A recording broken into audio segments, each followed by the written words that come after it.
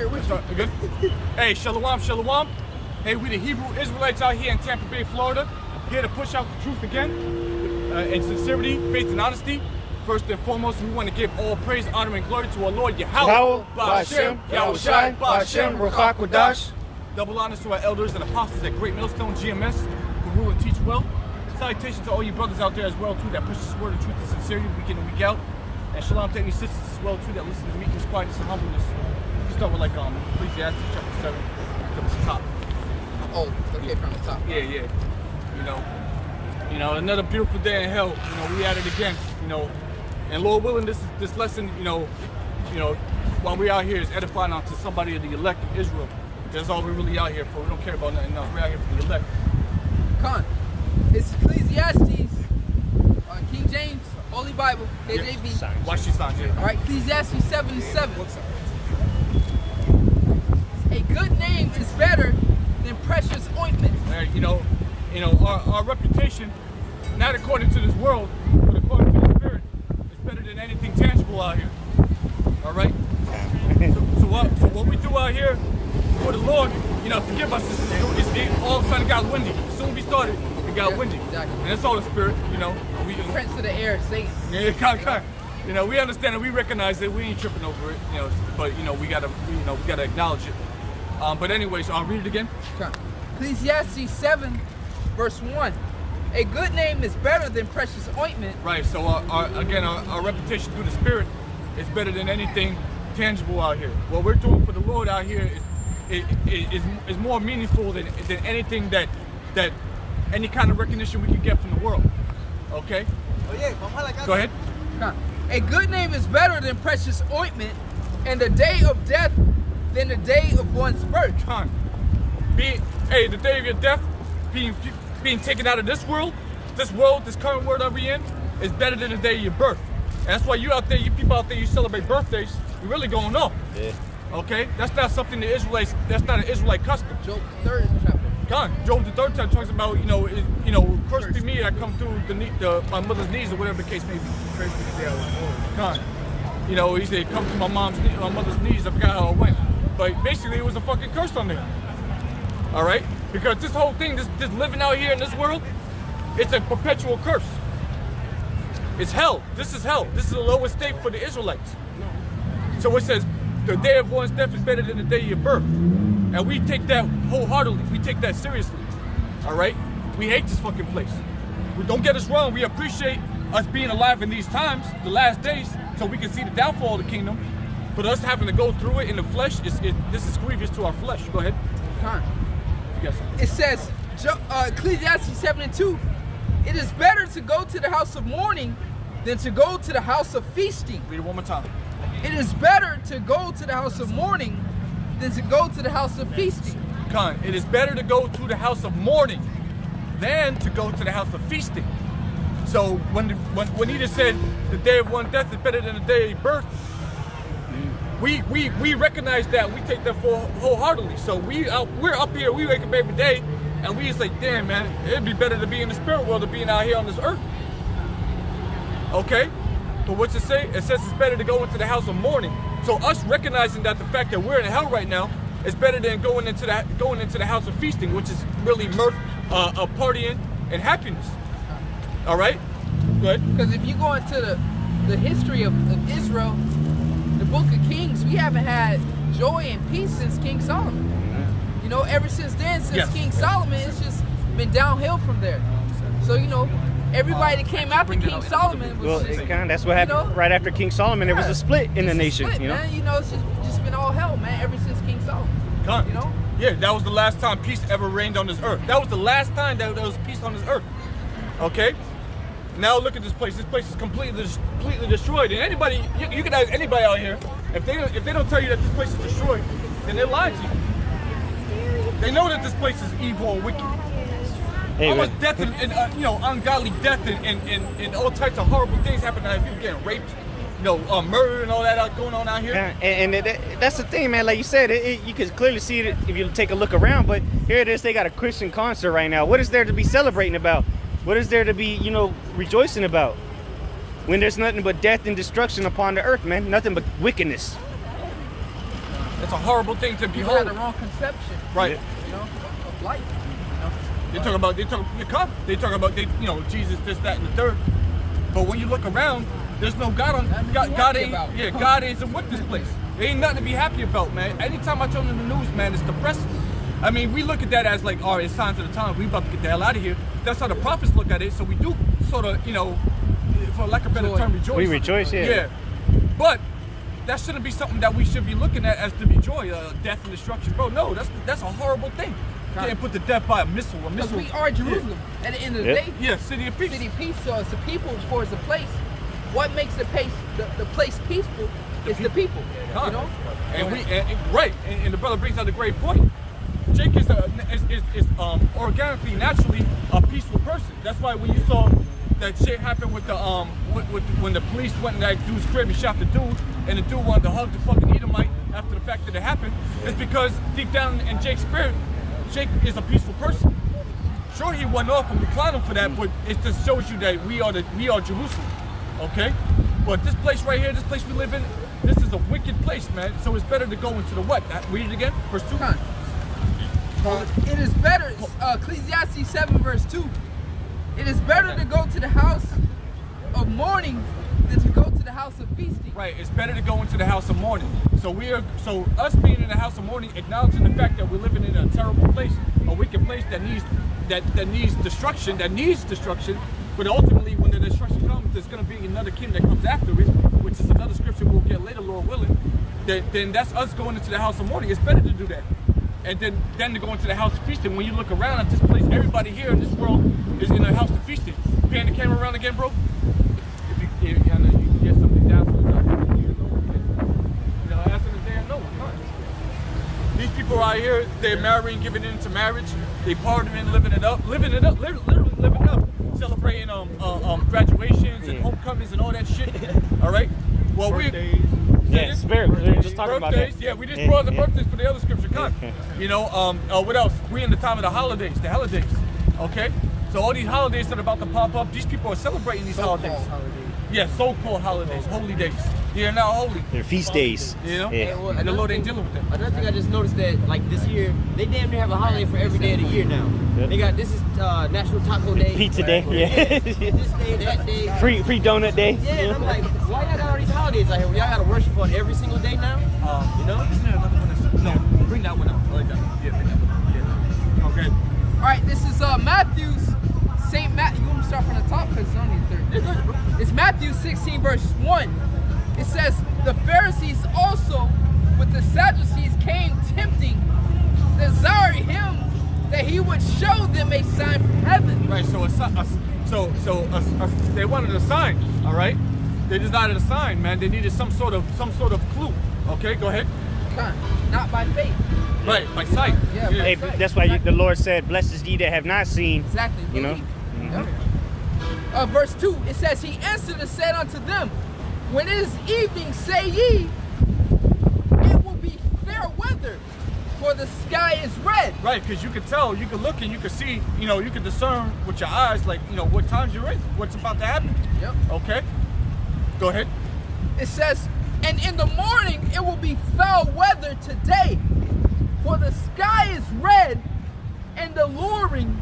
O ye hypocrites, ye can discern the face of the sky, but can ye not discern the signs of the times? You see that? You can see, you can tell what kind of day it's about to be by looking at the signs in the skies. Oh, you guys, cloudy. It looks like it's a good possibility of rain. All right. Oh, it's sunny out. It's gonna be a beautiful day today. But you can't discern the time that we're in right now. You can't discern that we're in the last days right now by the signs that the Lord has been showing you. We already have a sign. The Lord has given you a sign. You're just too stupid and dumb to understand the signs that the Lord has given you. Get 2 Ezra 9, real quick, and then we'll get back into the get back to what was into. But you should be able to see that. That's why when you see brothers, when we talk about we rejoice when we see the destruction. And again, it's not just we like partying when we see death on the earth. No, it's not the case, man. We still in the mourning spirit because we shouldn't have to live like this. But when we see that, we understand. Oh shit, this is happening because the Lord is about to end this society. Go. Khan, this is 2nd Ezra chapter 9, verse 1. Go ahead. He answered me then and said, measure thou the time diligently in itself. Go ahead. And when thou seest part of the signs past, which I have told thee before, Go ahead. then shalt thou understand that it is the very same time wherein the highest will begin to visit the world which he made. So those times that he's talking about is times of horrible times. He's talking about bad, perilous times on the earth. Read the next verse. Verse 3, therefore, when there shall be seen earthquakes and uproars of the people in the world. Earthquakes and uproars of the people on this earth. That's something that's been plaguing this planet for the past, 10, 15 years on a high level. Okay, go ahead. Then shalt thou well understand that the Most High spake of these things from the days that were before thee. Right, these things were prophesied before. More? Yep. Go ahead. Even from the beginning. Even from the beginning. So we look in the Bible and we see the prophecies that was written for us. We are in the times of the prophecies. Go. I got a quick precept. Yep. This is Isaiah chapter 24. I'm gonna start at verse 7. Isaiah 24, verse 7. The new wine mourneth, the vine languisheth, all the merry-hearted do sigh. Going into us, Lord willing, we're those men. We're the merry-hearted, the men of the Lord. We're sighing out here, man. Like the scriptures say, sighing and crying for the abomination that is done in the midst thereof. All right? It says, verse 8, the mirth of Tabaret season. All right, and you got the Tabarets over there playing right now. And they got a Christian concert right here. Yep, you got a Christian concert going on down the road. All right, it said the mirth of Tabaret seasons, because why? These people are in the spirit of mirth right now, like the brothers are going into, man. That's not the spirit to be in, because it's getting ready to get cut off. All right, and it's gonna be like oxygen being cut off to you, man. For you people out here, man. You ain't gonna know what to do when all hell hits the fan, man. When all this nonsense gets cut out and the Lord shuts down everything, man, you ain't gonna know what to do. You people are gonna be lost in the sauce, man. Yep. All right? You're gonna be looking for a sign. You're gonna be looking for a sign for your salvation, and you're gonna be looking in the wrong place. You're gonna be looking for to these other nations. You're gonna be looking at Esau for a sign of your salvation. So what are you gonna do? You're gonna go in and take his mark. Go ahead, bro.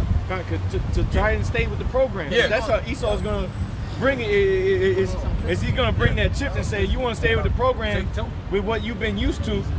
Get this chip. All right. Yeah, go ahead. Continuing on, it says, the mirth of Tabaret ceaseth, the noise of them that rejoice endeth, the joy of the harp ceaseth. Yeah, the One harp. more. Yeah, the joy of the harp ceases. Ain't gonna be no more music and fun out here no more when the shit hits the fan. Go ahead. Verse 9. They shall not drink wine with a song. Strong drink shall be bitter to them that drink it. And you clear example. That's that judgment. You got these bars out here where people just love the park and rec. People out here drinking their strong drink, drinking the wine with the music playing, having a good old jolly old time. Well, the Lord's getting ready to cut that off, man. You people are going to be in a pitiful case. All right, like the scriptures say. It says, let me read that again. Isaiah 24:9. They shall not drink wine with a song. Strong drink shall be bitter to them that drink it. The city of confusion is broken down. Every house is shut up that no man may come in. Go ahead. Read that last verse again. Done. Verse 10. The city of confusion is broken down. The city of confusion is broken down. All right, Babylon, in other words. All right, Babylon is broken down. All right, Babylon is broken down. We know that Babylon is already gone, but so let's talk about another Babylon. All right, a place where all types of wickedness and everything runs wild. Okay, what's it say? Babylon is broken down. Go ahead. The city of confusion is broken down. Babylon. Yep. Because that's what Babel. It goes. We'll back get to the word. Babel. Somebody get the word there. That's in there in the blue letter. See what it says. Isaiah 24:10. He got it up already. It says, the city of confusion is broken down. Every house is shut up that no man may come in. Yep. That mirth is going off the streets. Okay? No one's coming into Babylon. No one's coming in. No, hey, everybody's going to have an understanding, a true understanding that this place is through. When that day comes, they're going to know. The rest of the world's going to know that this place is through, and they're going to want nothing to do with it. The only thing they're really going to want to do with it is have peace of its destruction. Okay, you got the Babylon? Or That's confusion. Yeah, It's another word, but yeah, it This goes to is, the same thing. yeah. It's Because that's what Babylon, Babal means, confusion. Yeah. Yeah. Go ahead though. It says from an unused root meaning to lie waste, formless, confusion, unreality, emptiness, Unreality. That's America, man. formless. It's like this country thrives off of reality TV shows. Yeah, but it's really on. It's unreality, kind. Yeah. It's unreality. Hey, what they call it? The American dream. Yeah. You gotta be what the dream. How you gotta be to have a dream? Sleep. You gotta be sleep. Yeah. That's how they talking about people sleep and people woke, man. Let me read this other definition going back Hey, into don't that. they call fiction and non-fiction like the complete opposite? Yeah. Yeah. You know what I mean? And the truth is stranger than fiction. See that? Yeah. It says another definition says that which is empty or unreal of idols figuratively. Yep. That's here in America. Like your brother's going into the American dream. Go to school, get a good education, go to college, get a good job. You'll do fine. You'll be a rich American. That's living the American dream. You know what I'm saying? But look at the status of all these people, man. Like the brothers going into all these drinks and everything like that. Why are these people out here drinking? Really, I mean, we go into this all the time, man. It's their escapism, man. They're not really, Escape reality. Drown their sorrows. Yeah, they trying to drown in their sorrows. You know, they're lonely. That's that virtual reality helmet. Drinking that drink. You know, you put on virtual. This place is, it's on reality. And it's truly the city of confusion because nowadays you don't even know if you're talking to a man or a woman. That's not confusion. Shit. You got little children that don't know if they want to be a girl or a boy today. Tomorrow want to be a boy. Tomorrow they might be a girl. Yep. Hey, I seen the article where this little girl who was born a little girl, all right, throughout the school system or whatever, whatnot, they wouldn't allow her to identify herself as a little girl. And what kind of confusion is that when they wouldn't let her? A little girl who was born as a little girl who know in her right mind that she is a little girl. I know you wrong with that. So what are they pushing, man? Lies and confusion. Yeah. So you telling me this place doesn't need missiles? Doesn't need to be hit with a missile? Go ahead, bro. Verse 11. There is crying for wine in the streets. All joy is darkened. There's crying for wine in the streets. Wine brings joy. And then what does it say? All what is darkened? It says, all joy is darkened. Wine was made The- to make me glad. Kind, yep. It says, all joy is darkened. The mirth of the land is gone. Yeah, it's gone. It's gone. And it's not gone yet, but it's on its way. It's on All its these- last drag. Yeah, you look at these people out here, there's nothing but fake smiles out here. Yeah. Some of them are legitimately smiling because they living it up. Drink. But for the most part, these people out here have fake smiles on because it's Saturday, it's time to go out and have a good day. Sunday comes, it's one more day left until it's time to go back to work. Okay? These are fake smiles. And they know they're in debt. Everybody's in debt, including my punk ass. I'm in debt. Well, you're Right? born $67,000 in debt when you're born. So You know? My black ass in debt, man. You know, so you see that? We all, this is, how could you really be happy out here knowing that you owe money that you will never at all be able to pay back? That's the thing. They're confused. They don't even know they ain't debt. You know? You don't know. They think themselves in a good case. Yeah, can. Yeah, they think it's supposed to be in a good case. That goes to those around people. You know? Go ahead. Last verse. Yep. Verse 12. In the city is left desolation, and the gate is smitten with destruction. Yeah, read it again, I'm sorry. Okay. Isaiah 24 and 12. In the city is left desolation, Yep. and the gate is smitten with destruction. Yeah, you see that? And that's talking about, the green top of the gate, the opening of the city. Okay? Smitten with destruction. Nothing you can do about it. All right? It's basically a lost cause. America's a lost cause. It used to be the strongest, most powerful nation on the earth. And now look at it, it's a laughing stock of the whole planet. Okay. Joe Biden said in one of his recent interviews, Joe Biden running for president, Right. he said that we need to take America back again and make it the leaders of the earth. Going to show you that they know America ain't shit no more, man. Nobody respects America. Hey, like that one video Okay, yeah. Yep. I sent out to you brothers. It said China is America's rich uncle. The 24 Yeah, minute one, yeah. they bailed them out of the 2008 financial crisis. So here it is, another financial crisis Not coming gonna do up. it again. You think they gonna bail them out again? Hell no, man. You know? Not gonna happen again. No, no more. That's it. You know, Yeah. right now America's got to go to China and shit for goddamn loans and shit. Yeah. Yeah. This place isn't really looking too That's- good. China done lending out money. Yeah, and that's why America's selling pieces of land out to China, man. Yeah. China, Michigan, Russia. Great Lakes up there and shit. That's Chinese land right there, shit. See that? Go ahead. back to this. Yeah, go back to that. Ecclesiastes 7 verse 2, it says, it is better to go to the house of mourning than to go to the house of feasting. Come on, go ahead. For that is the end of all men. Yeah, the house of feasting. That living in that unreality. That is the end of all men. And if we continued on being in the mindset we were before we came into the understanding of the Holy Bible, that would be our end. All right? And everybody we ever loved, that would be their end. Hey, what the scriptures say, as in the days of Noah, what were they doing in the days of Noah? Yeah, living it up. They were feasting. They were having a good old time, man. And look what happened to them. It was the end of them. Yeah. Jake was jiving in the time of Noah, man. Yeah, and then when that shit started coming out of the sky, and they never seen that shit before, then it was like, oh shit, maybe homie was telling the truth. It's too late. It was unheard of. Yeah, Yep. too late, dog. Just like nuclear destruction. It's unheard of. Yeah, they got motherfuckers on the earth think that nukes don't actually exist. Yeah, it's a hoax. Okay. like- How the hell a nuke a hoax? Come on, man. They talk about, America's gonna be turned into the lake of fire, right? How can the whole country from coast to coast be on fire at one time? Hey, well, y'all didn't think that the whole earth could be flooded at one Yeah, time. right. exactly. Yep. And it happened too. And we'll go to the top of mountains and whatever, whatnot. Well, what proves about the flood, man? They found all kind of fossils and shit of whales on top of mountains and the deserts and shit like that, man. So the water had raised all the way up, man. Yeah. Yep. Go ahead, bro. It's Ecclesiastes 5 verse 7. Go ahead. Make no tarrying to turn to the Lord, Go ahead. and put not off from day to day. Right, so this is the time. All right, you understand this truth. You gotta understand it. You were called, okay? Because everybody was called ultimately. All Israel is called. Yeah. You got this calling. The Lord is telling you, don't put this off any longer. You know what you need to do. All right? You already got the warning. You already got the order. You know what you need to do. You watched a video or two. You came across the prophets on the highways and byways, possibly. Maybe you came across it on YouTube. Whatever it is, you got the calling. All right? It says, don't put this off any longer. You have to start making moves. All right? Go ahead. Make no tarrying to turn to the Lord, and put not off from day to day. Go ahead. For suddenly Suddenly, shall the wrath of the Lord come forth, out of the blue. and in thy security thou shalt be destroyed and perish in a day of vengeance. So when you think everything is fine and dandy, you out here just living it up, all right? You in a state of mirth, or you in a house of mirth, you in a house of feasting, rather, all right? Well, guess what? You in your security.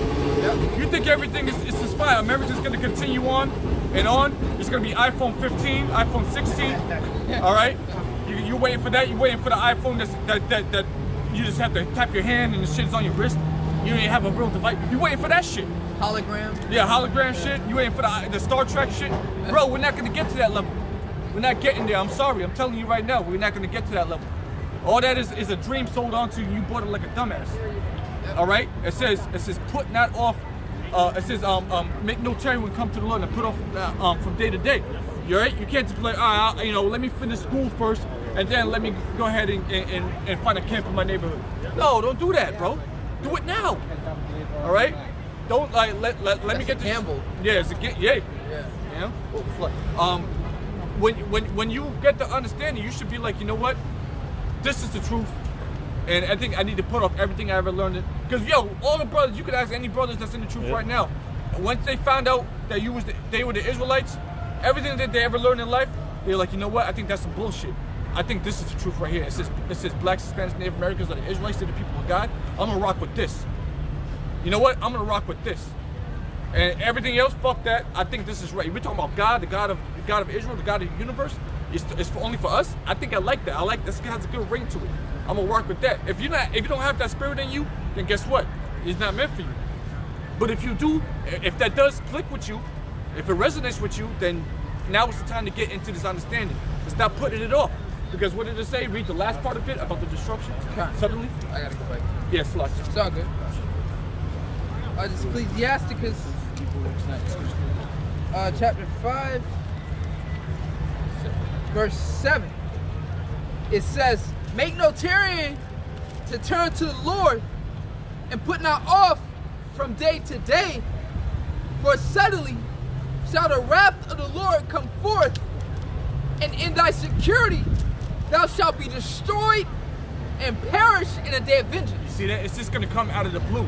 Now get it in Thessalonians, 1 Thessalonians 5 and start at 1. All right? Because really, honestly, man, these people just don't know, and and they got the warning. The sad thing is they got the warning, but it still hasn't clicked in their heads. That's the sad thing, man, because it clicked in brothers' heads immediately. Yeah. Immediately it clicked in our heads. We're like, oh shit, I'm pissing the Lord off. All the shit I've been doing, I'm pissing the Lord off. Let me get right. These people got the warning and they continued on in their wickedness. And they think that they're in their security. They think everything is fine. They think America is the greatest country on earth. They think that it's going to continue on. It's going to be, technology is going to increase. You know, it is increasing, but it's increasing for your downfall. Okay. What you got? I got the word for security, the etymology.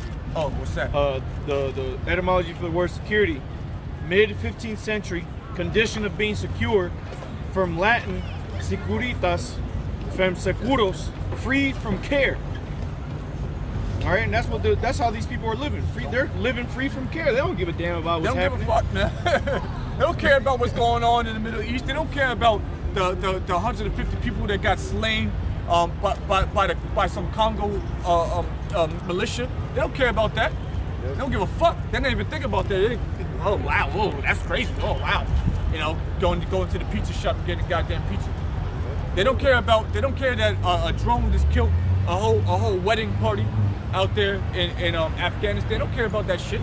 They don't care that Queens just got fucking armored tanks. Went up in Queens, New York, raided people and started taking people's guns. Yeah, because it didn't happen in Tampa yet. Yeah. Oh wow, that's crazy. Wow. It didn't happen in Tampa yet, so they ain't worried about what's going on in New York. All right? But when it happens in Tampa, it's like, oh my God, what are we gonna do now? Shalom, bro. You see? That's not the right spirit to be in. You should be in the spirit of you should be looking for these prophecies to come to pass. It's scary. This shit is fucking terrifying, bro. All right? We're talking about the man that has complete power over this earth. The Lord put the wicked man in power. He's about to come upon the world with great wrath, and you over there fucking around. Hey, real quick, you brought out the word security. They got something called Social Security here in America, man. Social Security. Social Security. Right. Good. No. Okay, good. Slide. I got a quick. Okay, go ahead. Bring out a brief. All right. It's Habakkuk, the person. The point in verse 2. Okay, go ahead. It says, I will stand upon my watch and set me upon the tower and will watch to see what he will say unto me. And I shall answer when I am reproved. This is the point right here. Right. Verse 2. It says, and the Lord answered me and said, write the vision and make it plain upon tables that he may run that readeth it. You see that? And brothers, I'm sorry, go ahead. They made haste, that's the point. Yeah, you know? They made haste. That's what we're doing. That's why you got They brothers out read here. the shit and like, oh shit. We gotta go. I gotta get my shit. Let me go get my garment. Run that shit. reading. Yeah, well, brothers heard this truth. Our heart fell to our stomach, man. Hey, Some brothers. Go ahead. Hey, Salaki, real quick. What's that SpongeBob meme? Well, I gotta get my, they got that meme with Get off the SpongeBob couch. getting off the Yeah, couch. get I'm like, well, I'm out of here. Yeah, that's us. That's what Jake does when they hear these prophecies. They get up off their asses and they go do something about it, man. Mainly that Deuteronomy 28 and 68. You know, that's that quick one that That's oh what shit. got most brothers into the truth. Yeah. Slave ships again? Oh shit, we Israelites, you know what I'm saying? And all of a sudden they start researching, man. They get up and they start running, you know? If that didn't wake you up about Deuteronomy 28 and 68, then you have no spirit in you. Yeah, that's Israelite 101. That's what I'm saying. That's what woke a lot of brothers up. So they heard that. When we're ready, yeah. Start running through there. Hey, I got. Yeah, right. Yes. Hey, go ahead, bro. Quick, you know, because we was talking about these signs and the things, you know, how they hasten in hearing these things real quick. I'm really just get to the point in Luke 16, you know, talking about the Lazarus situation, right? Now, at the bottom it says, Luke 16 and 31. Just getting to the point. Verse 30, it says, and he said, nay, Father Abraham, but if one went up to them from the dead, they will repent, right? Verse 31, and he said unto him, if they hear not Moses and the prophets, neither will they be persuaded, though one rose from the dead. So look, the Lord is showing you these here things about, you looking for a sign, right? And the sign is what? It's out here on the highways and the byways, first and foremost, man. The laws and the prophets, man, going back to the scriptures. The sign was in here the whole time, but people are looking for a dragon to come out of the sky or some shit, a bush on fire or some crazy shit like that, man. But yet and still the Lord used us, man, by the foolishness of preaching. And the Lord sent the sign of Jonah, which is what? The prophets. Hey, and men of your own city. Yeah. Like you say, like, they're like, oh, who the hell are these? Hey, I grew up with these men. You know? Hey, now they say, is this not YAHAWASHI? Yeah. Carpenter's son. The carpenter's son? You know? We know his mother and his Man, father. you know, this man was born here, right here in our city, you know? Yep, I got you. It's the same Matthew 13, verse 55. I'm gonna start verse Start verse 52. St. Matthew's 13, verse 52. Then said he unto them, therefore every scribe which is instructed unto the kingdom of heaven is likened to a man that is in a householder, which bringeth forth out of his treasure things new and old. And it came to pass that when Yahawashi had finished these parables, he departed thence. And when he was coming to his own country, he taught them in their country. He taught them in their synagogue, and so much that they were astonished, and said, whence has this man this wisdom and these mighty works? Verse 55. Is not this the carpenter's son? Is not his mother called Mary? And his brother James and Joseph and Simon and Judas? And his sisters? Are they not all with us? Whence then have this man all these things? All this wisdom and knowledge. It's boggling my mother. Because he didn't grow up in the synagogues like Paul did. Yeah. You know, getting taught by the heads of the scribes and Pharisees. He wasn't in there. He was in there teaching them at 12 years old. You know. Unbelievable. Go ahead. Con, verse St. Matthew 13, verse 57. And they were offended in him. But Yahawashi said unto them, a prophet is not without honor, save in his own country and in his own house. So they take that shit lightly, man. You know, they take it lightly. You know, you know the truth, you got all this wisdom. Your family look at you like, oh, that's my little brother. Yeah, or that's my son. You know what I mean? They take it lightly. Go ahead. Hey, I was gonna say real quick. They also go in and you see these Joel Osteen churches packed to the brim, man. Our people was in there heavy, man, giving them money. And then with Joel Osteen, man, he the one actually closed the damn doors in the middle of the storm, not letting Jacob in there, man. You know what I'm saying? But nevertheless, our people go flock to those type of people because why? They got the nice clothing on, whatever, whatnot. But they don't want to hear from their own people, man. I know for me and my own self, right? My parents know about, you know, they know that there's something different about me. They know I'm in the scriptures, you know what I'm saying? They'll ask me about certain things here and there, but what? Every Sunday morning, what do? They get up and go to church. And they tell me about, oh man, you gotta come to church with us, man. They got the best sound system in all the church, man. They got laser shows, they got remote locations Techno and stuff disco. going on. Last week she told me they had the Transformers and all these like different things in there. I'm like, church. So it's basically, it's a concert basically going on in there. Like, what did y'all learn in the scriptures, man? But that's what they trying to do is distract you, man. But they'll look at us, you know what I'm saying? Because we dedicated, look, I actually changed my life around. I don't do this, I don't do that. They know about certain things and our countenance, but yet they don't take heed to that. Oh, we know something wrong. Not wrong, we know something different with him, you know? We know that he's in the scriptures or whatever, whatnot. Like, one of my old friends, matter of fact, he walked past out here one day going to the concert. That same friend asked my mom why me and him don't talk no more. She's like, well, he got into the Bible. He doing something a little different. So my mom is wise enough to know that I'm changing my life for the better, but yet still go to these harlot houses, man. But yet that's the thing that they do. They seeking a sign in those type of places, and wonder, they got itching ears, man. Saying prophesying to us lies and deceit, man. Because they don't want to face, like scripture say, they don't want to come to the light because of the darkness. Hey, well, remember this? Yeah, I wish I had 4 brothers. Only 2 of them believed. 2 of them was just like, whatever. Even though the Messiah's their brother, you know, they were like, whatever, man. Yeah. That's real. Yep. See that? You know, so it's the same thing nowadays with us. The same thing, we, you know, not necessarily our family, but whatever, you know, they look at, you know, the world looks at us like, oh, he's so-and-so's son. Oh, that's Laura's son. Oh, that, you know, whatever the case is, you know, oh yeah, he into that, yeah, he read the Bible, yeah, you know.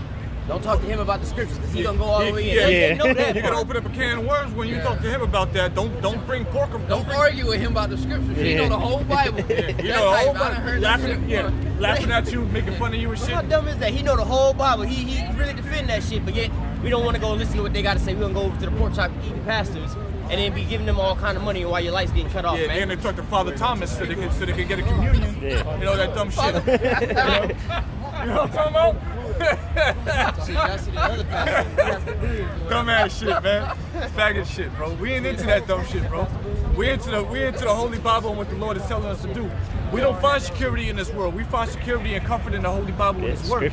Okay? Matter of fact, you can go back to the security scripture. Yeah, I got you. Yeah. Come on, man. Straight up. You know, this thing, again, we were woken up to the truth. We understand the destruction that's about to come out here. We understand that the Lord has told us destruction is about to come, and there's only a small window of time to get right. And if you don't get right, then you're going to have to feel the heat. Literally. All right? Go ahead. Ecclesiastes 5 and 7. Make no tarrying to turn to the Lord, and put not off from day to day. Yeah, do this now. Do it now. Otherwise, you know, the Lord is, you're going to hear it. Go ahead. For suddenly shall the wrath of the Lord come forth, and in thy security thou shalt be destroyed and perish in a day of vengeance. You shall perish in the day of vengeance, because you was in your security. You thought everything was fine and dandy, cute. All right. You know, you're watching TV, you're doing all this stuff. You bring your daughter out of school, picking your daughter up. She's getting bigger. She's about to go into middle school next year. Yeah, that shit's about to end, bro. All that's gonna be over soon, bro. And it's gonna be nothing but rapists and murderers and marauders out here. Hoping you win the lottery. You know, playing your numbers. You know, Same numbers every week. Yeah, Jake heavy in that shit, man. Hoping they win the lottery. You know, playing the same numbers for like 2 months. Yeah. $200 in the hole. You know. They can do that shit. Yeah. You know, My lucky note. Those are the numbers I got on the back of this. $200. the Fortune cookie. Yeah, $200 lost, but they pay that dollar every day. Yeah. You know, to Hey, I got a quick precept. Go ahead. This is Sirach 19 and 22. So like it. Sirach 19 and 22. The knowledge of wickedness is not wisdom, neither at any time the counsel of sinners prudence. Read it again. Sirach 19:22. Ecclesiasticus 19 and 22. The knowledge of wickedness is not wisdom, neither at any time the counsel of sinners prudence. Right. That knowledge of wickedness. You can know, yeah, you know how to roll a blunt. Oh. You know how to roll it. You can take a goddamn banana leaf and roll a blunt. Hey. Fucking whoop-de-fucking do, bro. What are you doing for the Lord?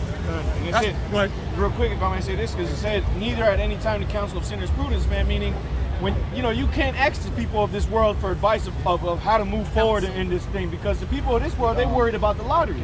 They worried about their jobs, man. They're worried about Wickedness. their kids going to college and shit like that, man. None of that shit's gonna come, man. All the stuff that these people got to say, all the so-called counsels and therapies and all this, it ain't worth a damn, man. It ain't nothing, man, compared to the scriptures. That's why, like the brother said, man, you gotta seek of the Lord, man. This is where you're gonna get the prudence, you know? This truth. This is where you're gonna get the guide, the help that you're looking for, man. Con, and read that. Oh, sure. Con, this is Psalms chapter 1, verse 1. Blessed is the man that walketh not. Psalms 1, verse 1. Blessed is the man that walketh not in the counsel of the ungodly. Blessed is the man that walketh not in the counsel of the ungodly. In other words, you were in the house of mourning, you know, exactly. like we started Going off back to with. that, yeah. You know, we're going back to that. You're in the house of mourning. You're in the house. The ungodly is walking in the house of feasting. They're in the house of feasting, man. Party up, living it up, man. Like the brother was saying. All right, giving in marriage and all that dumb shit, all that stupid ass fucking distractions out here. Right. That's the house of the ungodly. And what does James 1 and 8 say? A double-minded man is unstable in all his ways. Mm-hmm. Here it is. You're saying you're in the house of mirth, but then when you go to counsel and you want to go talk to people and try to get advice, you step in the fucking house of feasting and happiness and joy. It don't make no sense. You know, you're gonna be bugged out. You're gonna eventually. What's gonna happen is the world's gonna grab a hold of you and drag your ass back into the world. Yeah, man. completely That's into what's gonna happen. it. Completely into it. Yeah, You're gonna be that's bugged out at the end of the day. Go ahead. Is there more on it? Or that was it? That was this first verse. It says, blessed, Psalms 1 verse 1. Blessed is the man that walketh not in the counsel of the ungodly, nor standeth in the way of sinners, nor sitteth in the seat of the scornful. Right, blessed is that man. Because that man put off that temptation, and what did he do? He went into the house of mourning, and he took the L. You know, while everybody else is winning and living it up, he's in the house, and he's in the house of mourning, and he's working for the Lord, and he understands the wickedness out here, and it vexes him. Okay, go ahead and get that. Because if I can say this real quick, because the book of Sirach speaks about the council of the elders. 4:11. Right? Now I forget who it was, but it was one of the sons of Solomon, I believe, of the kingdom of Judah. They took after the counsels of the young man instead of counsels of the elders. Right? Yeah. So aren't we going by the counsels? Instead of going by King David's men, he went by his boys. They went by his boys. Yeah, you know what I'm talking about. You know? So hey, what we going by the counsel? What the scripture say? Give double honors to the elders. Every well. So that's the counsel you're supposed to go by. All right, men that taught you that you were Israelites, man. All right, not the counsel of this world. These people are old fools, man. I got you right here. You know. This is the first book of Kings, chapter 12, and I'll start at verse 7 real quick. Points at 8. 1 Kings 12 and 7. And they spake unto him, saying, if thou wilt be a servant unto this people this day, and will serve them, and answer them, and speak good words to them, then they will be thy servants forever. But he forsook the counsel of the old men, which they had given him, and consulted with the young men that were grown up with him, and which stood before him. Yeah, and that's what our people do today. Here it is. They got all this knowledge, wisdom, and understanding standing right before them, but and they know it's right. I listen to my mom. They know it's right, but what do? They're gonna hawk it on to somebody else because it sounds nicer. It sounds better. Okay. Hey, Salaki, if you can read that again, you got that? Yep. Shit. All right, because I got a precept to go with that. Because hey, the water for looking that up, bro. This is 1 Kings chapter 12, verse 8. But he forsook the counsel of the old men. Yep, so instead of taking the counsel of the old men that was during the time of Solomon, that was there, you know, because the wise men that was counseling with Solomon, you know, because the king has, you know, he has counselors. King Solomon, yeah, you know, had advisors, so to say, you know, men with them. Yeah, you know, the 12. That, like, because look, they come, you know, because a king makes the final decision. Like Osh is there at the camp, but you come to Osh and be like, yo, Osh, I think we should do this, or I think we should do that. Or you might come say, I think we should do that. But it's up to him to make the last, you know, like, well, we gonna go with that. You know even it's a lot, not even the Most High does that. Yeah, exactly. With the angels. Exactly. So, so that's how it was. So King Solomon had men in the council, you know what I mean, coming to him like, yo, we should do this and do that. Like, so you had men of counsel with King Solomon that saw how he ruled, that saw his knowledge, that saw, okay, this is the way we should do it. But advisors, well, you have men, you know, so that's the counsel you should be seeking. But read on up, go ahead. Which they had given him, and consulted with the young men. Hey, that go to show you real quick, interject. That go to show you was a fucking nigga, man. Yeah. That's a good instinct. Rehoboam. Yeah, that go to show you that's Rehoboam, He that's was the going off, man. So he took the counsel of the young men, right? Instead of the counsel of the elders that was around during the time of Solomon. So Ecclesiastes 6 and 34. Real quick, if I may say this. Are not the prophets the men of old? Time. From the beginning, they've been there with YAHWASHI. Those are the old men. Go ahead. I just want to make that point. Ecclesiastes 6 and 34. Stand in the multitude of the elders and cleave unto him that is wise. That's right. Stand in the multitude of the elders. All right. That's what we did, and that's what you should do. You should follow those that are following Hamashiach. Okay. Matter of fact, read on. Keep reading on. Yeah, because guess what, man? The multitude of the elders is where you're gonna find the orders, where you're gonna find the direction, the instruction onto righteousness. We follow them and you follow us. All right. Here's the scripture say. What did Paul say? be ye followers of me. As I am as Hamashiach. Yeah. See? You know, ain't nothing wrong with that. You gotta have instruction and order out here. Go ahead, read on. Ecclesiasticus Sirach in Apocrypha 6, verse 35.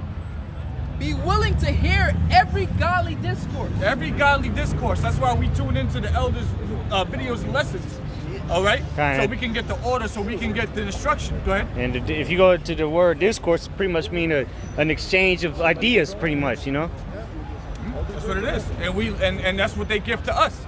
When they speak, when it's the council of the gods, in other words, the council of the elders, all right, we do our best, and we stay silent, we listen, and we get understanding. And there's always jewels being dropped, all right? Those jewels are being given out to the elect. It's not being given out to dogs. We keep reading though, bro. Con. Yeah.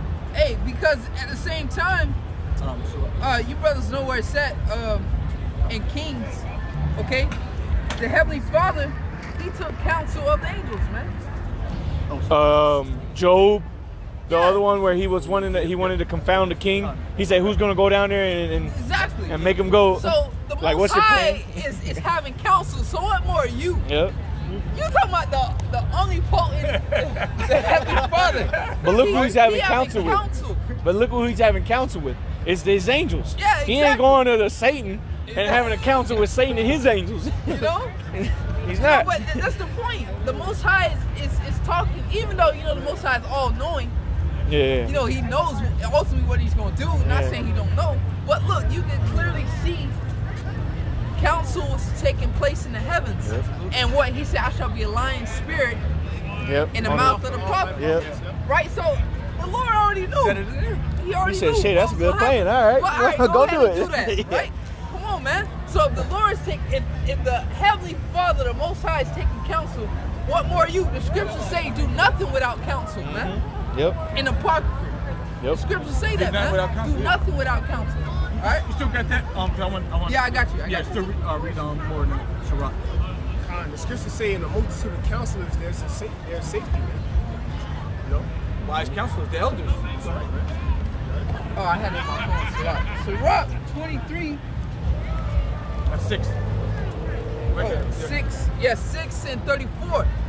It says 35, Slok. Be willing to hear every godly discourse. Right. And let not the parables of understanding escape thee. Right. Don't let them escape you, because they're gonna come out and you might miss that discourse. That's why we do our best to tune in. We can't tune into everything, but we do our best to keep reading this more.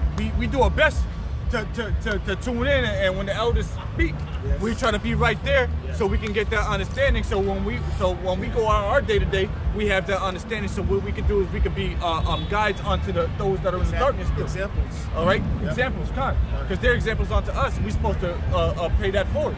Read on a little bit. This is Sirach 6, verse 36. Yep. And it says, and if thou seest a man of understanding, If you see a man of understanding, go ahead. get thee betimes Go ahead. unto him. Uh-huh. Yeah, And and that, real quick, that word "betimes" means continuous, continuously. So that means be continuously around that brother, man. And it also say that in the book of Sirach. Yeah, continue. Yeah, it's the spirit. So when you it says get thee betimes, that means cleave unto his word, cleave unto the word that's coming out of him. And that's the significance of Elisha being around Elijah. He cleaved unto him. That's why he wanted that double portion. So you will want that portion of that man of the Lord. So cleave. A wise man will not bore the ear. All right, he would hear the wisdom from that man. He would know that Yahawah was trying to speak to him. That's all. And also Paul said, be ye followers of me, as I am of Yahawah. That's right, man. You know? That direct counsel of Yahawah is with that man. Yep. Because he not finna come down on a chariot and speak to you one-on-one. Exactly. You know? He gonna use his men. It says Ecclesiasticus 6 and 36. And if thou seest a man of understanding, get thee betimes unto him. Right. And let thy foot wear the steps of his door. In other words, man, you sweat him, man. Yeah. You know?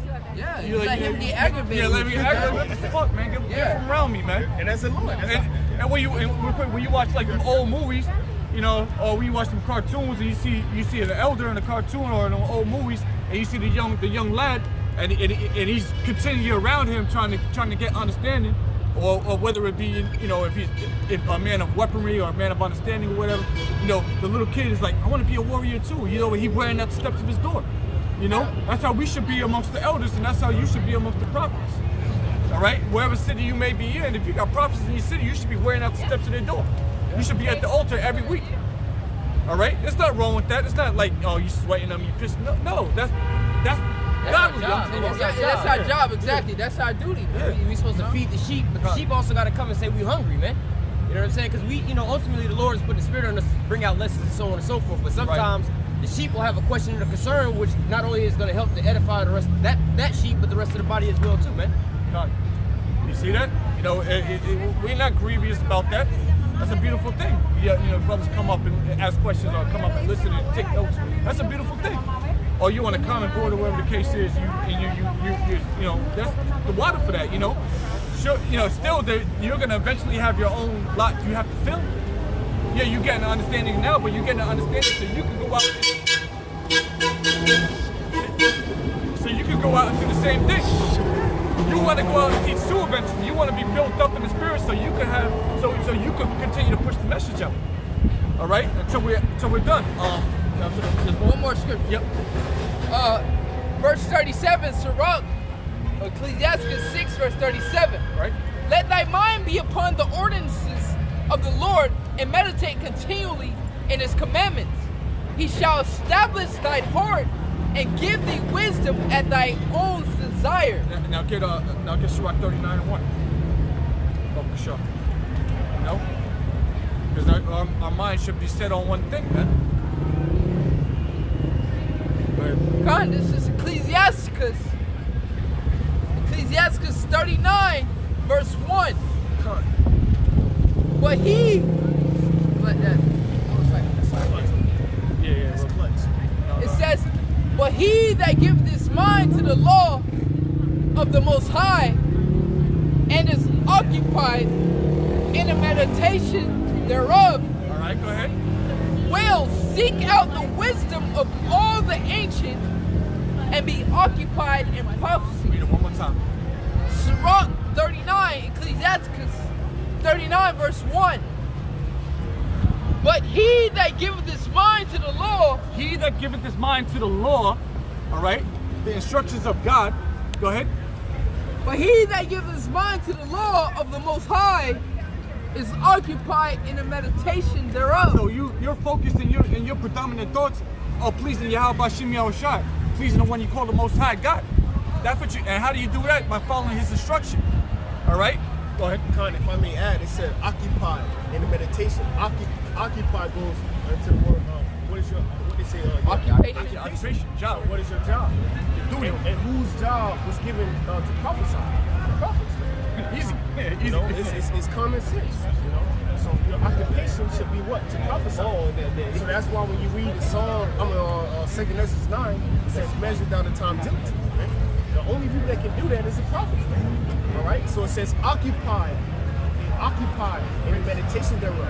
This is the meditation of the prophets. That's why Joshua says, this is the book of the law. Meditate therein day and night, man. Yeah. This is the job of the prophets, man. That's the first chapter of that. Occupy till that come. Yeah. Read on. Good. And it's occupied in the meditation thereof. Will seek out the wisdom of all the ancients. Wisdom of all the ancients. All right. So that goes into the men that are written in this book, that have books in this Bible, and also goes into what the ancients, the elders. All right, the ancients. All right. Hey, and most importantly, the Ancient of Days. The Most High. Yeah, because this is all His words, you know. It was which was given on to men on this to earth. holy men. Yep. You seek the water for that. Yeah, exactly. Well, I ain't thinking that. Go ahead, finish it up. And be occupied in prophecy. Right, prophecies. All right, which are warning the people of the incoming times on this earth. Go ahead, bro. This is if I want to speak on that real quick. No, sorry. Because if someone calls you on your phone, be like, yo, I'm occupied right now. You know, I got something going. You know, you occupied right now. You got something going on. You busy with something right now. I get back to you when I'm ready. That's what we're supposed to be focused on. Prophecy. Occupied in prophecy, man. Alright? Things to come, things to see, man. Alright? I did a video earlier. They say sin, you know, I get off topic, but sin, they say sin is the mark of the beast. Well, sin was around during Adam and Eve. That's old, man. So what's modern? What's current, man? Prophecy, things to come. The chip, man. And that would mean that everybody got the mark of the beast. You know? Oh, even the disciples, you know. So go ahead. Yeah. When he was Real quick, I got the word busy, the etymology. It says Old English. It says continually employed or occupied. Oh, busy? Busy. Continually employed. So we're busy in prophecy. Hey, that goes into you can't have no other gods before the Most High. Because if you already hired at one job, if it's a full-time job, how you gonna take on another job? Hey, they call that a conflict of interest. Like, look, you gonna have to choose one or the other. Yo, this is full-time job. That is a full-time job. You can't work at them. You can't be at both of them at 8 o'clock in the morning. That's why Joshua said, "Choose who you will serve this day." So you gonna have to choose which job you want, man. All right, so either you gonna serve the Lord or you gonna serve the world, man. And that's the first commandment. You know, exactly. Most important one. No other God before the Lord Yahweh. That's the one that everybody else serves. We're serving the Lord. They're serving man. And a God is anything you give power to, man. Because that's where the word God means. Allah means power. You serving Esau, that's your God. So if you give power to your woman, you give power to this, and you give power to that, that's your God. Like that nigga, the Weeknd. The Weeknd, he say, my God is right and he is in my pocket. What are you talking about? Yeah, Esau, really? Right, the drugs. Yeah. The cocaine, the coke. Oh, they said my God is right and it's in my pocket. They said right. White. So that's his God, the drugs, man. What? Because that has power over him. You know, so God is anything you give power over to, man. All right? That's wicked as fuck. Rather be your video game, it be your car, whatever. Your woman. Whatever you give power to, that's your God, man. Because that's what has power over you, man. Go ahead. I just want to say that. This is Ecclesiastes 12 and verse 13. It says, let us hear the conclusion of the whole matter. Okay. Fear Yahawah and keep his commandments. Why? For this is the whole duty of man. Yeah, your duty, your job, your occupation is to please the Most High and keep his commandments. Fear the Most High and keep his commandments. All right? That's the duty. That's what you're supposed to be occupying in, which is what? Going into the prophecy. I got one on that too. This is Revelation chapter 19, verse 10. And I fell at his feet to worship him. And he said unto me, see thou do it not. I am thy fellow servant and of thy brethren that have the testimony of Yahawashi. Worship the Most High, for the testimony of Yahawashi is the spirit of prophecy. Yeah, simple as that. You know, so when you ask people what's the spirit of Jesus, they should be saying prophecy according to Revelation chapter 19. And they don't say that. They never say that. They're gonna say love. They'll say love. that's the first thing that's gonna come out of their mouth because that's the only thing they know. And they don't know love. Yeah. They don't know love. Well, what is love? Exactly. They don't know. They don't keep the commandments. They'll say it with a smooth face. Go ahead, brother. This is St. Matthew's chapter 24, verse 42. Yep. And it reads, watch therefore, for ye know not the hour your Lord doth come. Yeah, watch therefore, because you don't know when the Lord's going to come. All right? Your job as a watchman is to keep your eye on what's going on out in the world. Go ahead. I got a quick reset real quick.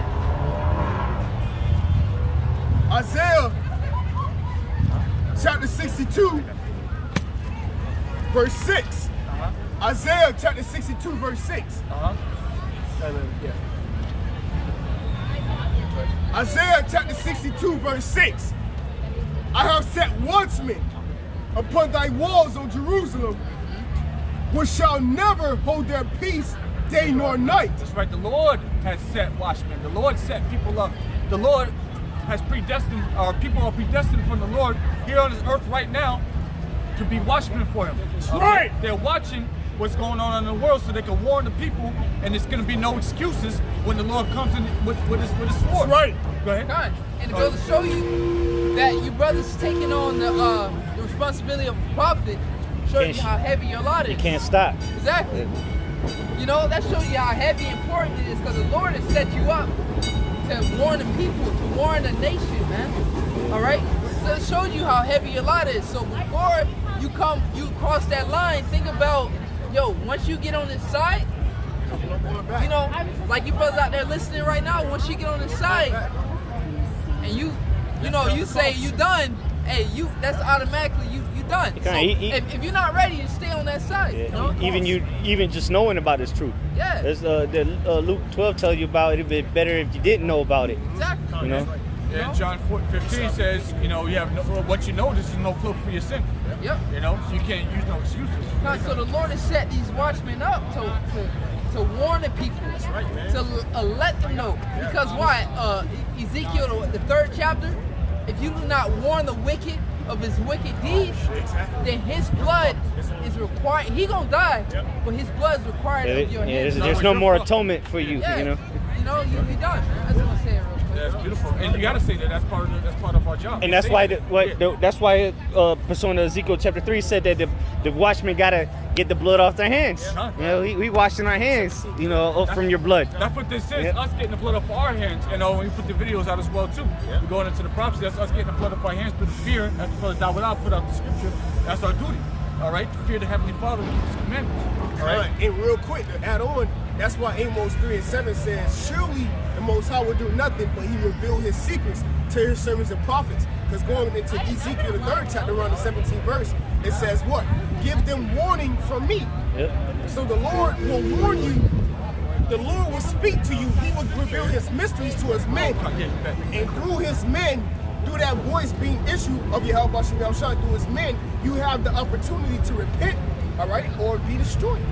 It's simple as that. The Lord don't play no games, bro. Okay, and that's why we strive to be partaking of the hope of the life, man. We don't know, but we hope and we believe. We show our due diligence. Do our work, man.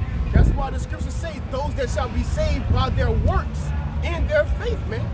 Okay? So this is a job of a prophet, man. All right? To do what the scriptures say. Be endurers of the word, man, and not a hearer only, man. To actually come out here and do this thing, man, and live this thing, man. Yeah, man, bro, this is a real life. This is real life, okay? So when you cross it, like the brother was saying, when you cross this side, bro, know what you're stepping into, man. The realm of YAHAWASHI against the world. The realm of truth against all lies, man. That's right. You know? Good and evil. The realm against good, all right, against evil. And the word of YAHAWASHI is piercing through evil, man. And evil, you can look at it like evil winning, but at the end of the day, bro, they ain't losing. Because only the carnal eye gonna see the evil winning. Yeah. But he that is spiritual will see that the good is prevailing, man. And at the end of the day, it's from the Lord anyway. Exactly. Yeah. Shall we not receive good and evil from the Lord? You know what I'm saying? Hey, in a little exhortation for the brothers on this side, know that the prophets in YAHAWASHI, they taught daily. We come out do camp once a week, bro. They was having camp every day, so to say. Camp, you know. Yeah, Paul said I today. teaching daily. Yeah, they taught daily, man. The Lord So taught imagine daily, if we had to come out here every day. You know? This is easy work. Yeah, we would get burned out. Yeah, You know? yeah. Hey, I just want to say it real quick. Yeah, to add on real quick before we take off. Oh, YAHAWASHI, back you up. YAHAWASHI said, him that is not worthy to pick up his cross daily. Daily. Yep. And that goes farther than just coming out here and doing videos. Yeah. You gotta, like the brother said, be doers of the word. Dude, man, do this. And not hearers only, because you gotta live this. Yeah. You can't just, you gotta apply the scriptures, man. You gotta apply what you read, you know, to the best of your ability, obviously. There's a scripture tell you to put homosexuals to death, you don't put a homosexual to death. But you apply the word, man. You change daily, man. You know? And the key of that, the brother going into is charity, man. The key of that is charity. Yeah, because the scriptures say you can have the gift of prophecy, the gift of tongues, the gift of this and that. But if you don't have charity, you're nothing. You ain't Nothing. Stingy nigga. Because what do you have niggard. to say? The fulfilling of the law is what? Love the Most High with all thy heart, okay, all thy soul, all right, and all thy mind, and to love thy neighbor as thyself, man. All right? Here hangeth the whole law on these two. And that hang the whole law, all right? It's the brotherhood, man. So you gotta treat this brother that's next to you as yourself. Just because you're around him every day, don't mean, oh, I know this brother, I'm familiar with him. Okay, no, bro. The man that's next to you is a brick of gold. Okay? The man that's next to you is a brick of gold, man. A brick. Ophir set next to you, man. More important, it's a part of the temple. You know, it's a precious, it's a precious brick, you know, that makes up the temple. Yep. Because you might look at that brother like, I know him, I see him every day. But if YAHAWASHI was to come back right now, he'd probably look at that brother and be like, you know, set that brother on high, man. Hey, remember, you never know. YAHAWASHI had a favorite, John, you know. So, you know, you never know. You never know, man. You never know who you're dealing with, man. So you never know. You like, oh, that's just that brother there. But when YAHAWASHI come, you know, YAHAWASHI see that brother, he praising him and, you know, like, sitting crowns on his head. He's like, damn, like, I got all the breakdowns. Yeah, like, yeah. Hey, like, do a Terrell. So you never know, man. You got to be humble amongst all the brothers, man, because you never know who that brother is and how precious he is in the sight of YAHAWASHI YAHAWASHI. You never know. Real quick, Amos 9 and 11. Amos chapter 9 verse 11. In that day will I raise up the tabernacle of David that is fallen, and close up the breaches thereof. And I will raise up his ruins, and will build it as in the days of old. Tabernacle of David, brothers. And that's being built on a spiritual note right now. All right? Each one of you brothers out there, you know, pushing and studying and all that, you are one brick in that tabernacle, so to speak, you know? Hey, because you're going to have some of the elect that might not even do the word. They might never come out on the highways and byways. They might come in at the 11th hour, but they still part of the elect, you know? Yeah, it's still part of the elect. You know, it may be a brother that may have helped save a brother's life that don't even know that, you know, you got a man in this world that man did something to a prophet, helped that man's life, saved his life in some way in the past. The Lord may have mercy on him and give him prophet's reward or something. No, we don't know. We don't know how the Lord have mercy, you have mercy. Go ahead, bro. This is Ephesians. Ephesians chapter 2. The point is verse 22. Ephesians chapter 2, verse 19. Alright. This is Ephesians chapter 2, verse 19. And it says, now therefore ye are no more strangers and foreigners, but fellow citizens with the saints, and of the household of the Most High, and are built upon the foundation of the apostles and prophets, YAHAWASHI HaMashiach himself being the chief cornerstone, in whom all the building fitly framed together groweth unto an honorly temple in the Lord. Okay, so what? We are building. This is the house of David. This is the tabernacle of David, which is fallen. This is the sure mercies of David. Each brother is part of that. Yep. You know, you're a piece of that. Yep. You know, YAHAWASHI is the chief cornerstone, but you brothers are part of it one way or another. You did something for the Lord. The Lord's going to use you. You're going to be used for that. Go ahead. That's right. Ephesians chapter 2, verse 22. It says, in whom ye are also builded together for an habitation of the Most High through the Spirit. See that? It's all done through the Spirit. You know, it's not a physical thing. It's all done through the Spirit. All right? So we all have our own little light, and the Lord has used us in some way, some shape, or form to do His will. All right? On the right-hand side. Because the will is done on the left-hand side, we will too. But the tabernacle is being built from those on the right-hand side. All right, so brothers, Lord willing, part of that number, part of that, that structure, and that's a beautiful thing. That's something heavy. That's a heavy thing to take in. You know, we don't take that lightly. You know, the Lord is using us to help build a kingdom. You know. Yeah, this is the most important job on the planet, to tell the people that the planet's gonna be in the uproar, man. Yeah, man. The earth, as you know, is gonna come to an end. It was told unto me. It's only fair that I tell it unto them, unto you. Yes, and that's hiding your talents on the bushel, hiding that fire, you know. Candle. Mm-hmm. Yeah, on that candle, you know. Hiding the talent, you know. Yeah. That's a lot of people. Yeah. Napkin niggas. Napkin. And that's why we brought out in Isaiah 62. He that make mention of the Lord keep not silence, man. Yep. When you make mention of YAHAWASHI, you ain't supposed to keep silence, man. You have the greatest gift on the planet Earth. Yeah, and you have read. the names. It's like you read about the watchmen on the that keep not no rest day and night. give no peace Yeah. day and night, man. Yeah, and what is that? That's why you think the apostles of Great Millstone are evident, okay, are making their calling and election sure, man. Okay, 30 plus years, they still doing videos to this day being examples for us of what you're supposed to be doing. Okay, 30 plus years, man. Here it is. I done did 30 years. I'm straight. I ain't got to do no more videos. I'm straight. I'm good. But here it is. Your elders and apostles of Great Millstone are doing videos to this day, man. Being examples of those that shall live godly, man. All right? Persecuted, man. Afflicted. Tormented, man. None of the prophets of old or the disciples ever stopped doing this word. That's right, man. They continued unto death. And matter of fact, I'm gonna go ahead and grab that precept through the spirit and power of YAHAWASHI to back you up. Okay? Because I'm gonna go ahead and bring this up for the brother, man. The brother said something that was very beautiful. Okay? Give me 1 second. All right? In the book of Malachi. You know, it's just them little ass books, man. Yeah. Okay, yeah.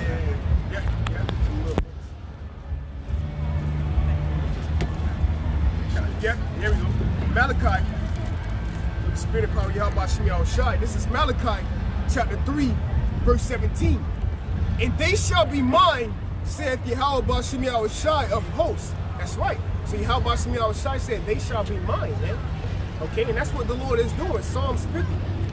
Okay, and 5. Gather ye my saints together that have made a covenant with me by sacrifice, man. Alright, this is a sacrifice of YAHAWASHI to come on his altar. Okay? That's why the scriptures say, keep thy foot without coming to the house of the Lord. Man. You at the house of the Lord when you come up here, man. Okay? So give not the sacrifice of a fool. Okay? The Lord is making up his jewels as we speak, man. Alright? Okay? He's making up the northern and the southern, putting them together. Those two sticks, man. That one stick, Salaki. Alright? In Ezekiel the 37th chapter, man. Okay? This has never been done before, man. Since the split with Jeroboam and Rehoboam, man. All right. Malachi chapter 3, verse 17. And they shall be mine, saith YAHAWASHI of hosts. Host means army.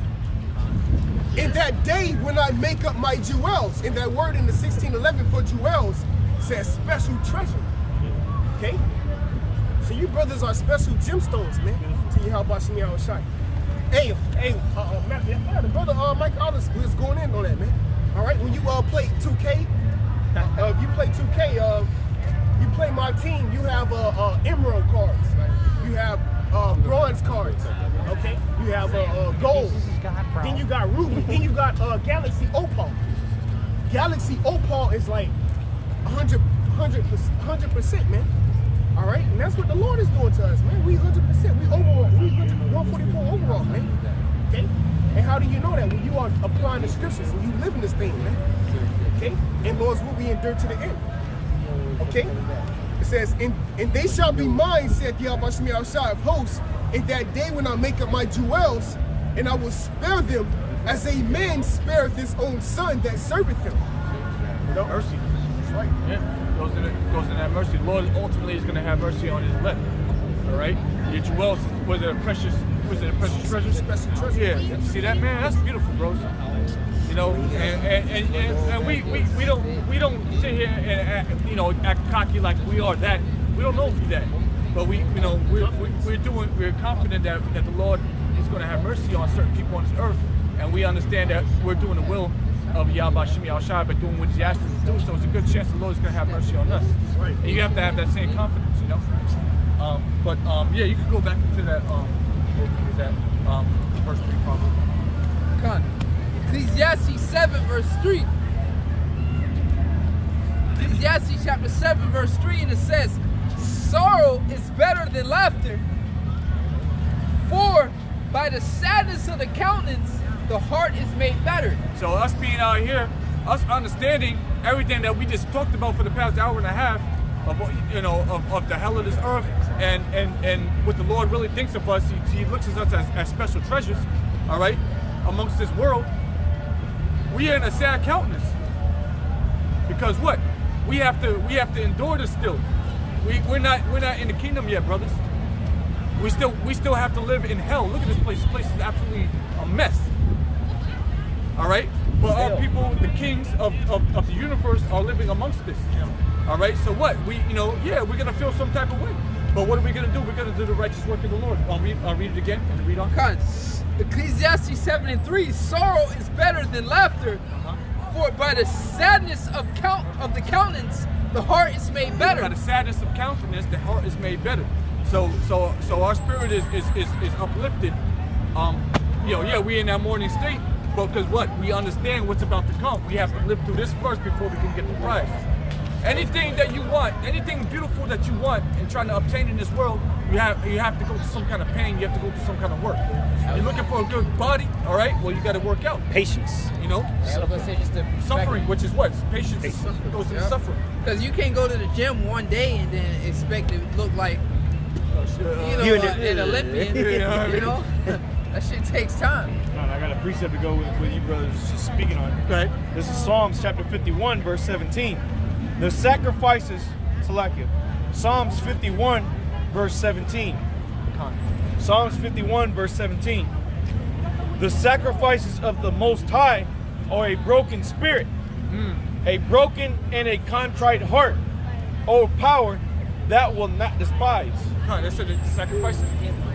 It says, the sacrifices of the Most High are a broken spirit, a broken and a contrite heart. See that? I'm gonna get those words. Yeah, go ahead, man. You see that? Because there's only certain people on this earth that are in that spirit, and that are in that spirit for righteous reasons. Because you have people with broken spirits on this earth, but they're still in a wicked mindset. Okay? Yeah, some dumb shit, or they lost their job, or they're homeless or some shit. Man, fuck that, man. You ain't doing nothing for the Lord. But there's people on this earth that are in broken, contrite spirit because of what? Because the world is in complete turmoil, and the sons of the Most High are in a lower state. Go ahead, bro. Okay. So I'm gonna get the word there for contrite. This broken spirit is self-explanatory. Yeah. It says the sacrifices of the Most High are a broken spirit and a contrite heart. All right. So I'm gonna get the word contrite, and it says the word there is the ka. The Hebrew word is the ka, and it says to crush, be crushed, be broken. It says in the Strong's definitions, primitive root to collapse, physically or mentally break, contrite, crouch. Yeah, that's a terrible feeling, brothers. And I know brothers that probably felt that at some point in their life to actually be a broken man. That's very humbling, and that sucks, bro. All right? But guess what? Brothers are in that spirit perpetually out here. This fucking sucks, bro. This is terrible. This is a terrible situation to be in, but we have no choice but to live through it. Because if you get weak-minded, guess what? You're gonna fall off and back into the world and into some sort of security. All right? We're not into that spirit. We're into what? Being in a lower state and letting the Lord lift us up. All right? We're not broken to a point where we just gave up. When it says broken and contrite, it don't mean you're at home crying at night, crying yourself to sleep. We're talking about what? You sighing and crying. Because what you see all the abominations, you see all the wickedness, and you truly believe in YAHAWASHI, so you get vexed for what you see, man. That's what it means by that, man. Not me, you at home crying like a bitch, do something about it. Shit. Sucks. Yeah, if I can say real quick, ultimately that's going into anything and everything in life, man. When you uncomfortable is when you make a change in life. Like the brothers were saying, if you hate your job and you just complain about your job sucks every day, your job is gonna suck every day until you decide that I hate this shit to the point I'm gonna quit my job and go find another job, man. And I'm too hot in the house, you know what I'm saying? You're gonna be in there burned up till you decide, you know what, it's too hot, I'm gonna go turn the AC on, man. All right, the same thing in this, man. Hey, like the scriptures say, if you they're just talking about a contrite heart. If you're comfortable in this here place, man, if you found with being in this oppression, being in Babylon, taking all this here hell, going out to the bar, spending your money on a little bit of drinks at the end of the week just to make it back through the week or whatever, whatnot. Hey, man, you're not gonna ever come into this here repentance, man, because you're not in the house of mourning, man. You're just trying to find a way to keep, how do I say? distracting yourself. Yeah, put a band-aid over the Yeah, wound. yeah. You distracting yourself to get by to the next day, man. But ultimately, you gotta be in a broken heart, man. I'm tired of this shit, man. I'm tired of being in captivity. I'm tired of seeing these heathen reigning over top of me, man. I'm tired of being in wickedness, so on and so forth. So what do, man? Cleave unto the Lord, man. All right. I know a lot of brothers got Yeah, I precept. gotta. I lift the brother gun and they're supposed to hold it once. And then, go ahead, Kanaka, hold that. Oh, yeah, go ahead. It's Brother. John, St. John 8, verse 32. And ye shall know the truth, and the truth shall make you free. So, brothers, when we heard this truth, our spirits were set free. We finally, Liberated. oh, shoot. Physically, we fucked up, but Yeah, but we heard this, we were like, oh, Right. damn, dog. It was the Bible the whole time, bro. We were like, this is the Bible the whole time. Like, holy shit, bro. There's an ending to this. You know? That's- Yeah, that's- it ain't like this. It ain't gonna be this forever. There's an Oh ending to shit! this. When it talks about the kingdom of heaven, it means this. Oh shit! We was like, yo, I need to hear more of this. That set us free. We were like, oh man, thank you God. We didn't know the name yet. Yeah, you're like, thank you. You know Thank what the I'm saying? Lord. Yeah, thank the Lord. But eventually, we kept learning, and we finally learned the name. We learned the order, and we get to a point. But it was like, yo, the truth is what set you free through the Spirit, man. Real quick, go ahead, get that. This is Ezekiel chapter 9, verse 4. And the Lord said unto him, go through the midst of the city, Right. through the midst of Jerusalem. Right? Select. Ezekiel chapter 9, verse 4. Con. And the Lord said unto him, go through the midst of the city, through the midst of Jerusalem, and set a mark upon the foreheads of the men that sigh and that cry for all the abominations that be done in the midst thereof. Right. Say that mark on the foreheads of the men that what? That are in a contrite and broken heart. Yeah. Of the Spirit, man. They have been set free. Yeah, So they're crying. Yeah, they're tired of like, this man, shit. They're tired of this shit, man. Man, Lord, get us out of here. They're not comforted by the flashy cars and the flashing lights, and they're not comforted by that shit no more. Get them out of here. Women by the ridiculousness of this world, man. The people that these people find joy in, all right, these people, they work, they're miserable their entire week, and they go out on a Friday, they go out on a Saturday to let go of the steam, so to say, or they go to vacation into some remote place in the earth to go let off steam, to relax, to actually feel calm. When you come into this truth, there's nothing you can do to get away from this madness, because at the end of the day, it's still going to be here. If the kingdom of heaven is not established, you're still in this wickedness, man. Go on vacation if you want. Guess what? You gotta pay for that vacation with your hard-earned money. Yeah. It's gonna break your ass. Yeah, you might have fun on the fucking beach of some exotic country, but you gotta carry your happy ass back to America, and you gotta go to work on money, dummy. Hey, brothers, do me a favor and slide over. Come on. Y'all been sliding this way slowly. It's the Spirit. Yeah, go to the right. It's the right. It's the right. Read that now. path, right? Yeah. Come on. 2nd Ezra 15 and 8. It says, I will hold my tongue. Hold No. on, let me get it. 2nd Ezra 15 and 8.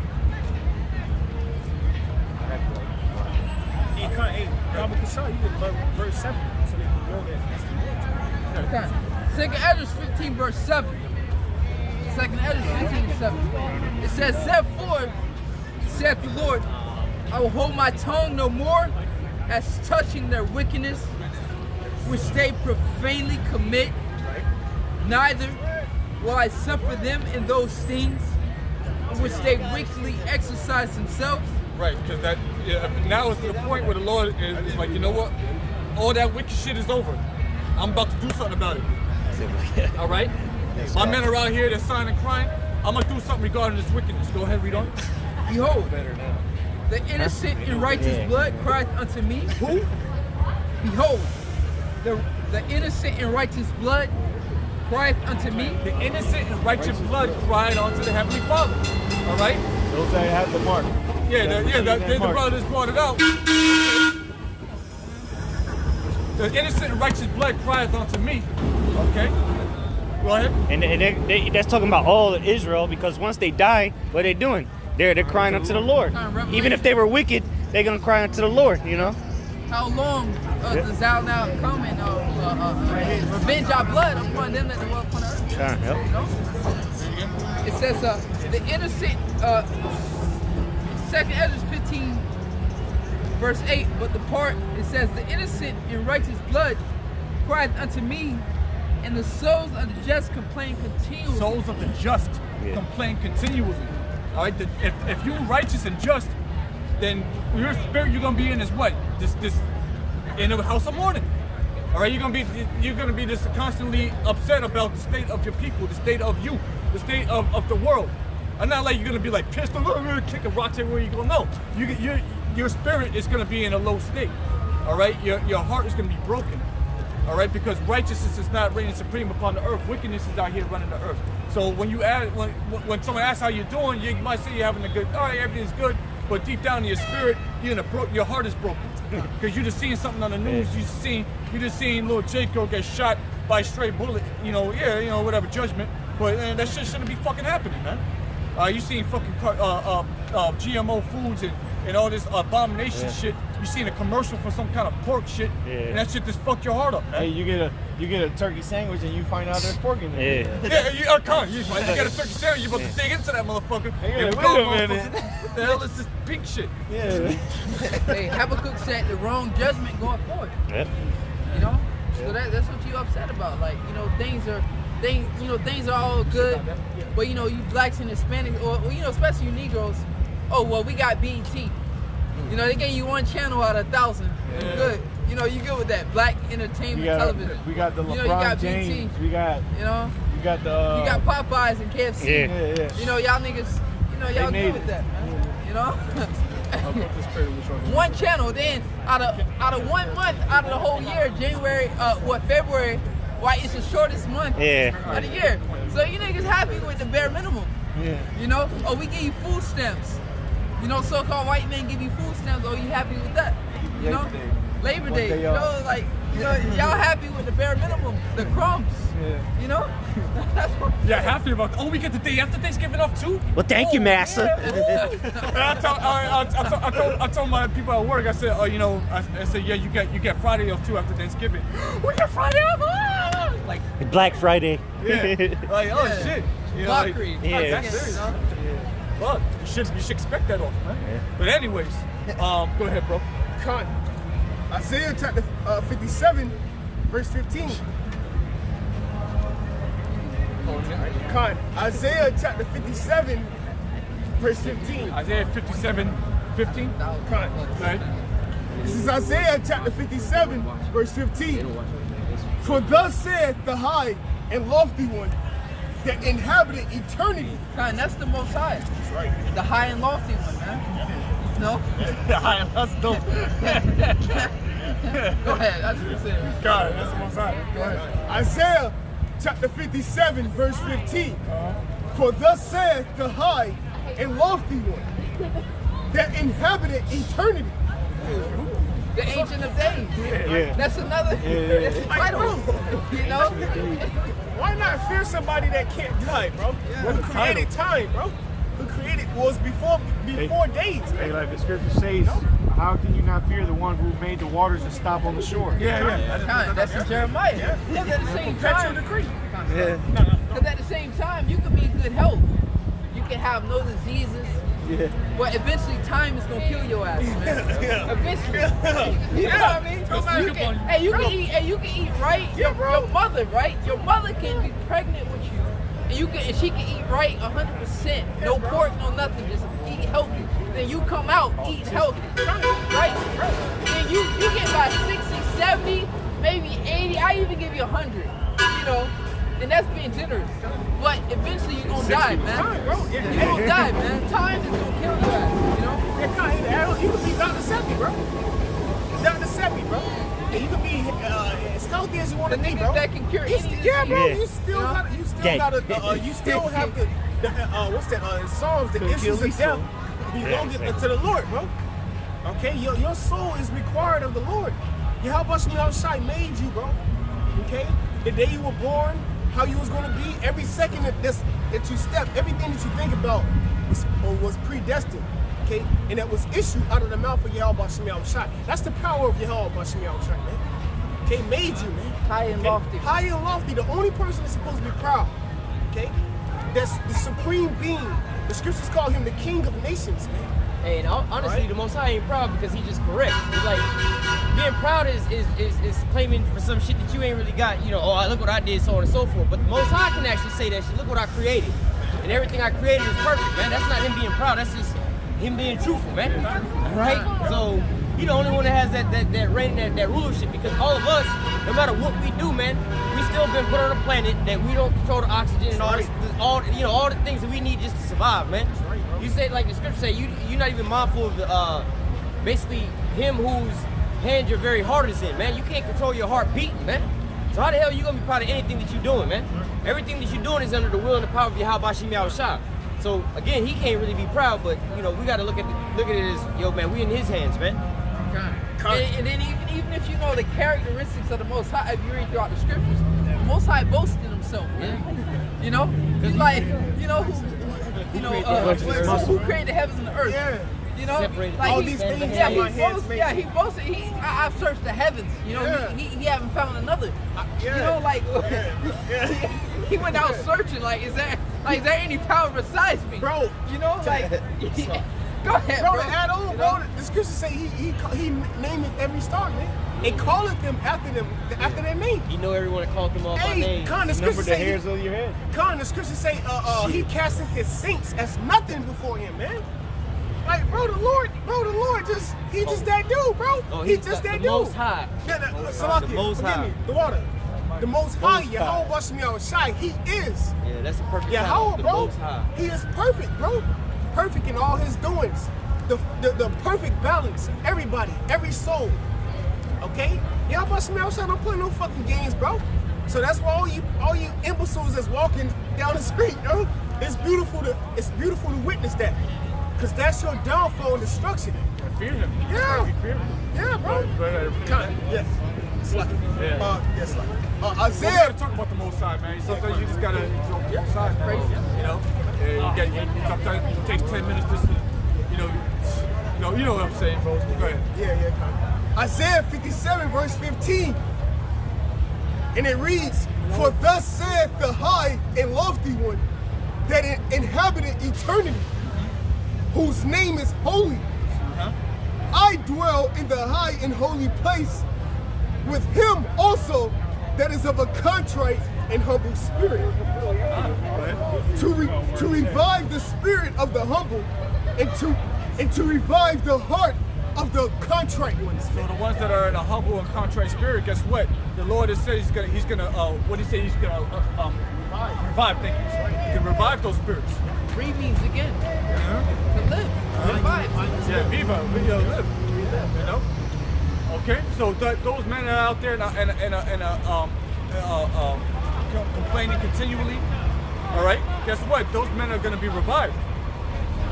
You have to honestly believe that. You can't just be like, oh, yeah, God is great, God is love. Yes, but you gotta understand that if you're in that low and contrite spirit, the Lord is ultimately gonna lift you up if you truly are in that spirit. Hey, so speaking about that revival, you can read that in Ezekiel 37, man.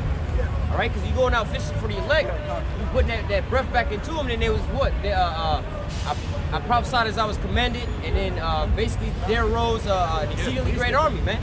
All right, that's what's going on right now. That's how we all being revived, coming back to who we are, knowing our nationalities, our names, the Heavenly Father's name, and so on and so forth, all through the spirit and power of YAHAWASHI, man.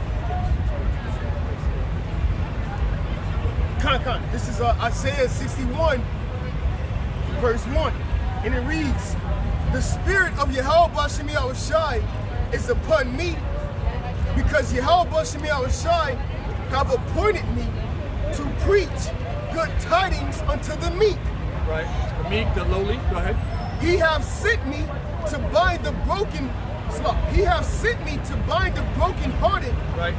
and to proclaim liberty to the captives, and the opening of the prisons to them that are bound. Yeah, you Israelites out there, man. All right. Right.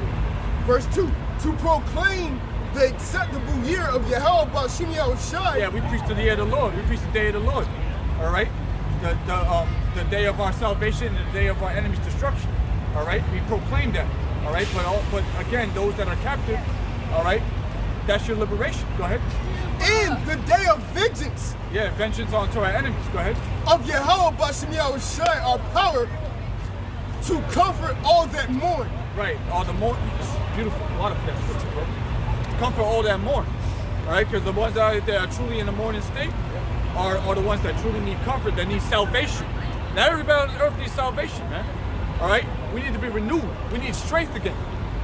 All right, we're not where we're supposed to be. The Israelites are supposed to be on a level. All right, but the Lord's gonna renew our strength, man. Let's start it. You got it. It's Isaiah 40, verse 21. It says, have ye not known? Have ye not heard? Hath it not been told you from the beginning? Have ye not understood from the foundation of the earth? It is he that sitteth upon the circle of the earth, and inhabitants thereof are as grasshoppers. And verse 22. That shows you how how mighty the Lord is. And also too, that flat earth. Oh yeah. The circle, when you go into the etymology, when you look at definition, that word there, the definition is sphere. Exactly, it says sphere there. All right. Oh no, brother, pizza know? circle, brother. It says sphere. You know, so and we all know what a sphere look like, man. All right, it's a 3D circle, man. All right. It says, it is he that sitteth upon the circle of the earth. So the Most High, letting you know, in Isaiah, all right, even Job, you know, they had knowledge of all that stuff, man. The earth is a sphere, okay? It's not flat. Yeah. It says, and inhabitants thereof are as grasshoppers that stretcheth out the heavens as a curtain. And do not science say that the universe is constantly expanding? All right, so stretcheth out the heavens is the curtain. So the Lord stretcheth out the heavens, man. All right? It says, and spreadeth them as a tent to dwell in, that bringeth the princes to nothing. He maketh the judges of the earth as vanity. No, yeah, worthless. Come on. Go ahead. Yea, they shall not be planted. Yea, they shall not be sown. Yea, their stalk shall not take root in the earth. And ye shall also blow upon them, and they shall wither, and the whirlwind shall take them away as stubble. To whom then will ye liken me? The Most High, man, again. All right, he boasts in himself, man. All right. Or shall I be equal, saith the Holy One? All right. Lift up your eyes on high, and behold, who hath created these things, and bringeth out their host by number. And that's everything, man. It said bringeth out their host by number. You have a host of ants, man. Okay? And that's the most despised creature on planet Earth. But the Lord bringeth forth that host. How much more the beasts of the field? How much more the kingdoms? YAHAWASHI bringeth forth the numbers of the host, man.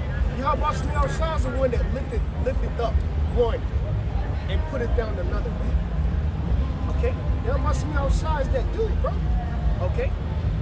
The living power. All right? Go ahead, you got it. It says, he calleth them all by names, by the greatness. That's right. So every ant, Elder Apostle Khan brought that out a couple months ago. I was like, damn, it was heavy. He said, do you not know that every ant has a name? The Most High named every ant. Okay? So how much more you, bro? Okay, the scriptures, the brother quoted it. Yo, every hair, I'm in the bathroom picking my shit out. Oof. Hair falling out. Every hair on your head is numbered, man. Okay? That's a power to be feared, bro. That's a power to be feared that control your heartbeat. Every breath you take. Every breath you take, man. Every step you take. Predestined your whole day when you was asleep. Yeah. You know? That's a power to fear. That control you and you think you doing some shit. You think you running the shit. You think you, all you hear in America is I, me. I got one. You heard about some y'all shot with it? Predestined these niggas to die. Okay, that's the one you want to fear. That's that dude, bro. Okay, they call them by their hosts. You got it. He calls them all by names by the greatness of his might, for that he is strong in power. Not one faileth. Not one. So what does that mean? Not one. Everything from the grass, okay, from the weight of the air, all right. Everything that's moving, bro, is sanctioned by YAHAWASHI. Not one faileth, man. Every leaf that falleth from a tree, man. YAHAWASHI sanctioned it, man. Okay. All right. That's the power of YAHAWASHI. That's the power to be feared. And guess what? The beauty of that is that's your power. The God of Israel, the Holy One of Israel, man. All right, the Holy One of Yahshua, the so-called Negroes, Latinos, and Native American Indians, man. All right, the God of Israel, okay? That will not leave thee nor forsaking thee, man. Okay? In the land of their captivities, they shall remember themselves. All right? Okay? This is the book of the Lord, man. Okay? That's the power that we're talking about, man. The power that come out of great destruction. Great, bro, our people are destroyed out here, bro. The fuck is niggas smoking, bro? Bro, we eating GMOs, bro. Our people bugged out off of chicken sandwiches, man. Okay? Damn. Skipping lines, bugging out, bro. Okay, that's the power to be feared, the one that can bug you out, bro. The Lord is bugging you out. You could be in the truth 20 years and the Lord have your ass bug out, bro. Fear him. Fear him, bro. And he getting ready to reestablish that fear on the planet Earth, man. By the way, destruction. All right? Final destination, man. What the Lord is going to do is he's going to show his hand. He's going to show his power. Because people of them forgot. That's right, man. All right? The only people that remember the power of the Lord and what the Lord actually is his men. Those that have known him from the beginning. Those are the ones that are the only ones that know his power and know what his worth is. I wouldn't say worth, but know what he's capable of. Right. You know? But go ahead and continue on that. Verse 27. Why sayest thou, O Jacob, and speakest, O Israel, my way is hid from the Lord, and my judgment is passed over from my power. Hast thou not known? Hast thou not heard that the everlasting God, the Lord and the creator of the ends of the earth, fainteth not, neither is weary? The world hasn't heard that. You know, they have heard that, but they don't really understand that. You know, we truly we truly believe that and understand that. Go ahead. It says, there is no searching of his understanding. There's no searching of the Lord's understanding. My ways are higher than your ways. Yeah, exactly. Going into Isaiah 55. Yeah, these puny brains can't wrap around the folly of YAHAWASHI. Okay, go ahead. Come, verse 18. To whom then will ye liken God, or that psychic, or what likeness will ye compare unto him? Yeah, you compare anything unto the Heavenly Father. That's a disservice to the Heavenly Father. Yeah, right. Yeah, blasphemy. It's an unholy lie. Yeah, there's Wicked, nothing filthy compared lie. to the Most High. Okay, He is. He's the. Okay, nothing compared. He's the Alpha beginning and and the end. Omega. Yeah. Well, actually, that's YAHAWASHI. Yeah. But there's no really what's the beginning of the Most High. There's no beginning. It just is. He always was. Beginning and no end. Yeah, he always was. And we can't wrap our heads around that. It's just way beyond our understanding. Try to think about that. Yeah. Just trying to think about when did the Most High really begin? Yeah, like, What's your time? Oh, shit. who created him? Well, bro, you just gonna bug out. You're killing brain cells. He trying to figure that shit well, out. he created creation. So what you mean? Who created him? He created creation. What you mean? Shit. He created the creators of creation. That's above your pay grade. Where did God come from then? All right, wait, bro, you just gonna bug out, man. Yeah, And that's what these Just motherfuckers know that he exists. yeah, he is. That's his name, He man. is, man. doing too much, man. Put some spec on his name. A little more. Okay, 1 second. I know you're ready. Yeah, I got a precept to go with that. Little short one. Kind of says, he giveth power to the faint, and to them, Read it that- again. 29. 29, Isaiah 40 and 29. He giveth power to the faint, and to them that have no might, he increaseth strength. The ones that are the lowly and the meek, he increased their strength. All right, and the world can't wrap their head around that. The lowly and the meek are gonna be the most powerful people on in existence. One more, but yeah, bring yours up because I know yours is in season. Yeah, so bring yours up before you get to the next one. Son, this is real quick. Job, chapter 5, verse. I'm gonna start at verse 8. Job chapter 5, verse 8. I would seek unto the Most High, and unto the Most High would I commit my cause, which doth great things and unsearchable, marvelous things without number, who giveth rain upon the earth and sendeth waters upon the fields. Because Esau, all right, this is a physical kingdom. Esau has technology. Esau can do this, and Esau can do that. But when it comes to the body, right, Esau can't lift up and fly away. You know, Esau don't have superhuman strength. Esau can't manipulate the elements with his bare hands. You know what I mean? So things unsearchable, man. Things that Esau can't obtain with his technology that he's trying to obtain, but it's just some things is unsearchable. Like, you know, that Esau just can't explain. No explanation. No explanation. He can't tell you why H2O equals water. He can just tell you that H2O equals water, but he can't tell you why. Yeah. You know what I'm saying? He can't explain gravity. Yeah, yeah. Is it pushing? Is it pulling? Which is it? He comes up with some theory called quantum mechanics. Yeah. Talking about if you hold something up and you drop it like 100 times, it's a theory that the shit will stay floating in the air. Like at least 1 out of 1,000 times or whatever, a billion trillion times, it'll stay floating in the air if you let it go. You know, only theories. He's into that chaos, order out of chaos. Yeah. It's the same guy that told you everything came out of nothing. Right. You know, so Well, something else is just gonna, if you take a book, you blow it up, it's just gonna fall back into its own.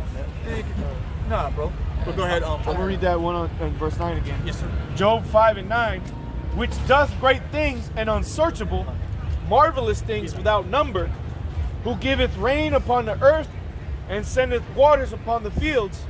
Verse 11, to tie it back to what we begin at, to set up on high those that be low, that those which mourn may be exalted to safety. Woo! Spirit, man. See that? Read that last part again. Okay. Hey, that's what we're getting ready to come into. Yeah, that's why it's a blessing to have the spirit of mourning upon you. Yeah. Because the Lord is getting ready to exalt us, man. But we have to do His will. We have to do what He said to do to be exalted. There ain't no getting around that. Let me read that last part again. Job 5 and 11. To set up on high those that be low, that those which mourn may be exalted to safety. Safety, man. Safety. From what's coming. Yeah, and what's that? Psalms 91, man. He that dwelleth in the secret place of the Most High, which is nobody's thinking about the scriptures in 2019, bro. Really meditate on that, bro. Some people are. Right. Of course, that's the main point. Yeah. But nobody, of course, nobody's thinking about YAHAWASHI, bro. On the planet Earth, settle that in your mind, bro. My broadcast and y'all brothers, man. All right. because that secret place is the truth. Because you got Christians in the scriptures, but they're not in the secret place of the Most High, you know. They're in the danger zone. They're in the danger zone. Hey, just a quick testimony, real quick. My pops called me today talking about, yo, I see your brothers out there. He saw some Israelites somewhere. I say, man, them ain't my brothers. Yeah, I don't know them. You know, I don't know them. I say, you know, because I already know, yeah, they Israel, but they're not teaching the same doctrine, which is the secret place, the knowledge, right? So I say, ask them what the mark of the beast is. That's why I did that video. The mark of the beast is not sin. They say, oh, the mark of the beast is sin. Well, that's not the secret place of the Most High. You know, sin, well, we all got the mark of the beast, man. Yeah. Then I went to Leviticus 19 and 19, wearing diverse garments. Yeah. We all sinning right now. Every day. We going off every day, man. So how do you? Yeah, That don't make no so sense. it makes no freaking sense, bro. So yeah, you got people out there preaching Israel, Israel, Israel, but when it comes to that nitty gritty, you know, that go to show you it's stages. It's stages to this thing. Yeah, you're gonna find out you're an Israelite. That's the first step. Okay, you stepped in. But if the Lord really dealing with you, He gonna lead you to truth, which is here at Great Millstone. So you're gonna take that further step in, and then it's stages, man. Not everybody just gonna come into this thing and just know, man. It's stages, man. And even if you get, because you might creep in unawares. But what you came without the wedding garment, so your ass get tied up and you toss the fuck out there. You get offended by something like, hold on, I don't believe in that. I don't agree with that. Then you like, oh, then you all bugged out. Like, damn, I was just gonna say, you gonna think you gonna come in here like a wedding crasher. Yeah. You gonna get sought out. Get sought out. Any objections? Objections. What asshole? All right, double. And that'd be a curse on you. Yep. Miserable fuck.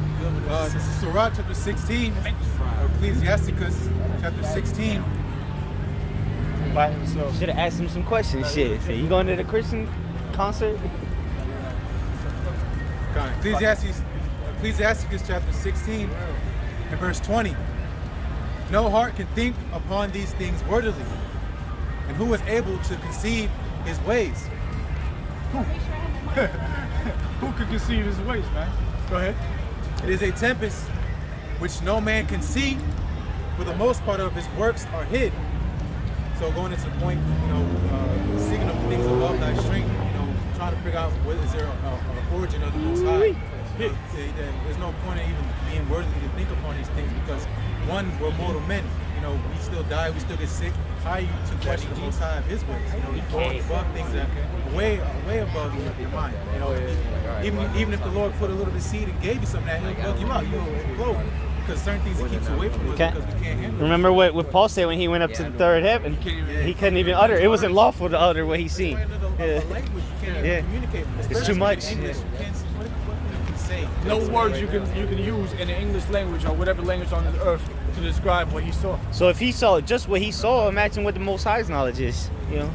It's unsearchable. Yeah, that's just an inkling. It's too much for you mortals. Yeah, exactly. You saw the godly realm. What are you talking about, dog? Y'all people out here, man, y'all on some low level shit, man. Also the godly realm. We're gonna be in and out of that, when the kingdom of heaven is established. And that's the power of YAHAWASHI to actually predestine you people to not even know that you are destined to be destroyed. The majority of the people on the planet Earth are destined to be destroyed. Sucks to be y'all, man. They don't even know. People living don't even know that they're, okay, I'm driving, I'm finna go downtown. Bro, the Lord got a day for you to be destroyed, bro. Okay? That's heavy, bro. The Lord purpose everybody, bro. Everybody got a date. That's why they got that saying, the Lord called his card, or called his number. Yeah, it was his time, It's his time, bro. The Lord got a certain time for everybody on the planet Earth. So all this, everything you see, bro, this shit don't matter, bro. It's about you having this truth, man. That's right. Do you have the names of YAHAWASHI? What is his name? What is his son's name? Because the name of the Lord is a strong tower. Do you believe in that power in the time of your calamities? I think you'll do something like that. Just something like that. I'm already in Psalms. Yeah, let's get that. This is Psalms chapter 91. Okay.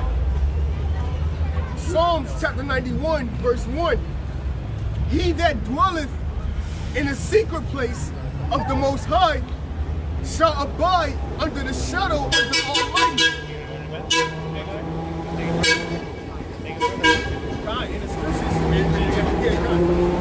Psalms 91 verse 1. He that dwelleth in the secret place of the Most High shall abide under the shadow of the Almighty. So you'll be in the shadow of Almighty, meaning you have that comfort. Alright?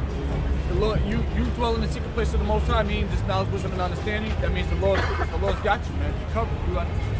You're in the shadow of the Heavenly Father. That's a beautiful thing. That's a good comfort. Go ahead, read on. Verse 2. It says, I will say of YAHAWASHI, He is my refuge and my fortress, my power, in Him will I trust. That's why you quoted earlier about the Lord's name being a strong tower. That's in Proverbs 18. So that's read that part again. God, this is Psalms 91 verse 2. I will say of YAHAWASHI, He is my refuge and my fortress, right? My power, in Him will I trust. Stronghold. Go ahead. He's our power, right? We only trust in YAHAWASHI, and those that are in the spirit of YAHAWASHI. We don't trust man. We trust the spirit that's on man. If you get that spirit of YAHAWASHI in you, we gonna rock with you. You a brother to us. But you ain't coming in some other spirit that, like everybody else on this planet Earth, we ain't fucking with you, bro. If we don't know you, we ain't fucking with you, straight up. But if you come in the spirit of YAHAWASHI, that means, hey man, the Lord, it's a possibility he's dealing with you. Go ahead. Verse 3.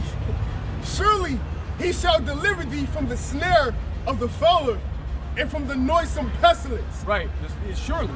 All right, the Lord's going to deliver you out of the hell that's about to come upon this earth. The noise of the fowler is that trapper that casts the birds. All right, and you can liken that onto Esau. All right, who traps us in all different types of ways. All right, and that noisome pestilence is going to be likened onto the nuclear missiles. All right, that nuclear destruction that's imminent. Go ahead, please keep reading. Con, verse 4. He shall cover thee with his feathers, and under his wings shalt thou trust. Con, read it again. Con, Psalms chapter 91, verse 4. He shall cover thee with his feathers, and under his wings shalt thou trust. Right. The Lord YAHAWASHI is going to cover us with his feathers, and under his wings said trust. That's right. Yeah, man. You know, and hey, we put our trust. We put all our trust in the spirit of YAHAWASHI, and it's gotten us nothing but beautiful things, and open up our eyes wider and wider each day as we traverse this world day by day. Man, the Lord has got a covering around us. We've been delivered out of all types of situations, bro. All right, go ahead. What was that? Hedge out of Psalms 34:7. Psalms 37, 34. and 7. Yeah. Oh, camping around. Okay. Yeah. Oh, I camped around. I said it wrong. Psalms 34 and 7. Psalms chapter 34 and verse 7. The angel of Yahawah encampeth round about them that fear him and delivereth them. Read it one more time.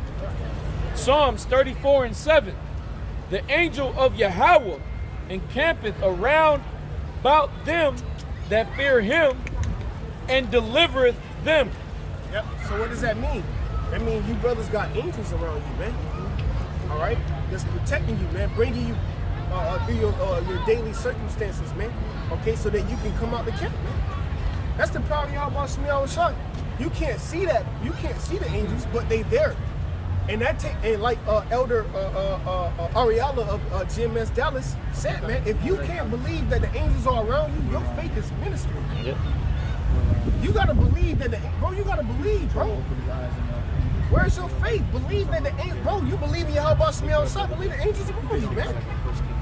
Okay? Because we coming into a time where your faith is gonna be on the line, man. Okay? Great man, faith was tested, man. So you gotta believe that the angels are around you, man. Okay, bringing you through your daily tribulations, man, so that you can come out the camp, so that you can do a video, man, whether you sick, you know. YAHAWASHI that is ministering to us, man. Angels putting that download in you, man. You know, through the spirit and power of YAHAWASHI. Go ahead. And it said encampeth, man. Encamp. So you don't know how many angels around you. Yeah, like Alicia said, man, there be more of us than there is of them, man. There be more that with us. Oh, kind of spirit. This is 2 Kings chapter 6 and verse 15. 2 Kings chapter 6 verse 15. And when the servant of the man of the Most High was risen early and gone forth, behold, an host, an army, encompassed the city, both with horses and chariots. And his servant said unto him, that him being Elisha, alas, my master, how shall we do? Verse 16. And he answered, fear not, for they that be with us are more than they that be with them. Yeah, could you imagine seeing a whole fucking army, bro? About to It's all about the rolling. Yeah, conversion your ass, man. You see horses, swords, staffs, you know, Cop spears. cars after cop cars. Yeah. Think of it in today's times. Yeah. Big as MRAPs, cop cars, military, army fatigues. Helicopter flying above. What are you gonna do against that, man? He said, don't worry about that. Don't worry about that, man. Because guess what? What we got is much more than what they dealing with. We've been through situations like that. When we used to be out in downtown St. Pete, man, we had the whole battalion of police down there. I'm talking about the whole police department of St. Pete was out there. We were, it was 8 of us maybe. But what, we feared the Lord, so we stood boldly, you know, because we knew the Lord was with us, man. He had his angels around us. We weren't scared that Jake see that many cops around you, they gonna be scared. Oh shit, these niggas might kill me. Man, we was cussing them out, you know. Yeah, they eventually left. Exactly. Yeah. Verse 17, and Elisha prayed and said, Lord, I pray thee, open his eyes that he may see. And the Lord opened the eyes of the young man, and he saw. And behold, the mountain was full of horses and chariots of fire round about Elisha. Hey, he saw the chariots of YAHWASHI all around him. So he's like, oh shit, we good. Damn. Yo, imagine that, because you can't see that shit's in a higher dimension, a higher frequency that our eyes can't see. We only can see Roy G. Biv shit.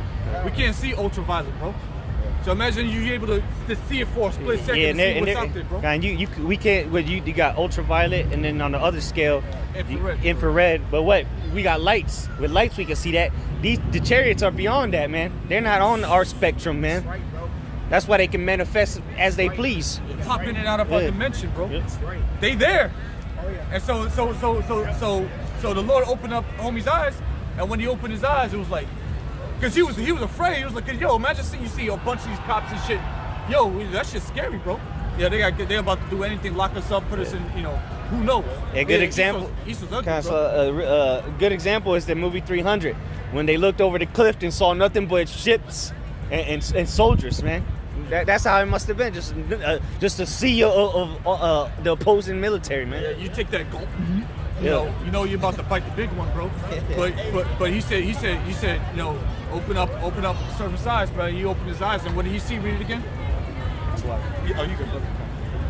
Back in 2 Kings chapter 6, verse 17. And it reads, and Elisha prayed and said, Lord, I pray thee, open his eyes that he may see. And the Lord opened the eyes of the young man, and he saw.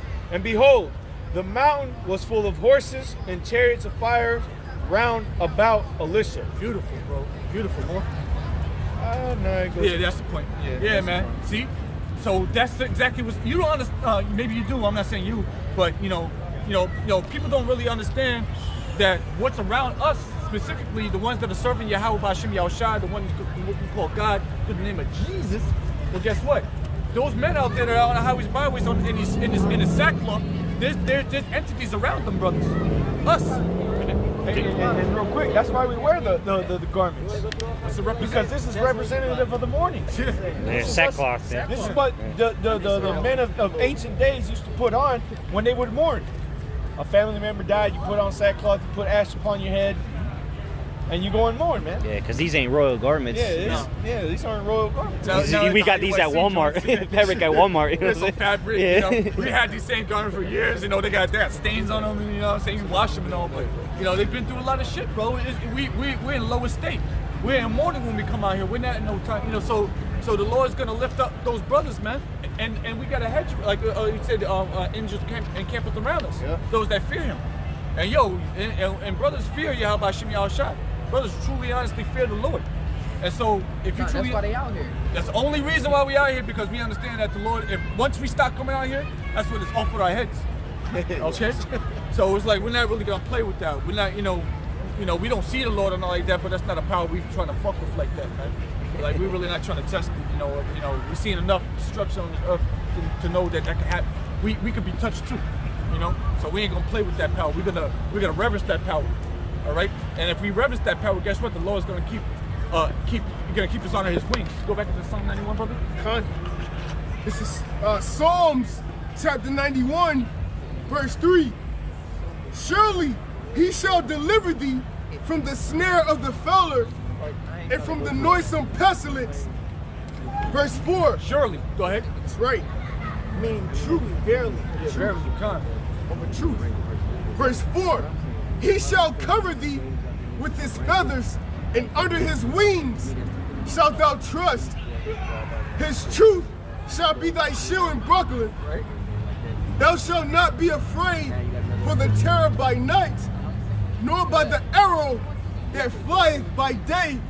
None of that's gonna stop our spirit from serving the Lord. Once we understand, once you dwell in the secret place of the Heavenly Father, nothing out here can really scare you like that, because you know the Lord got your back.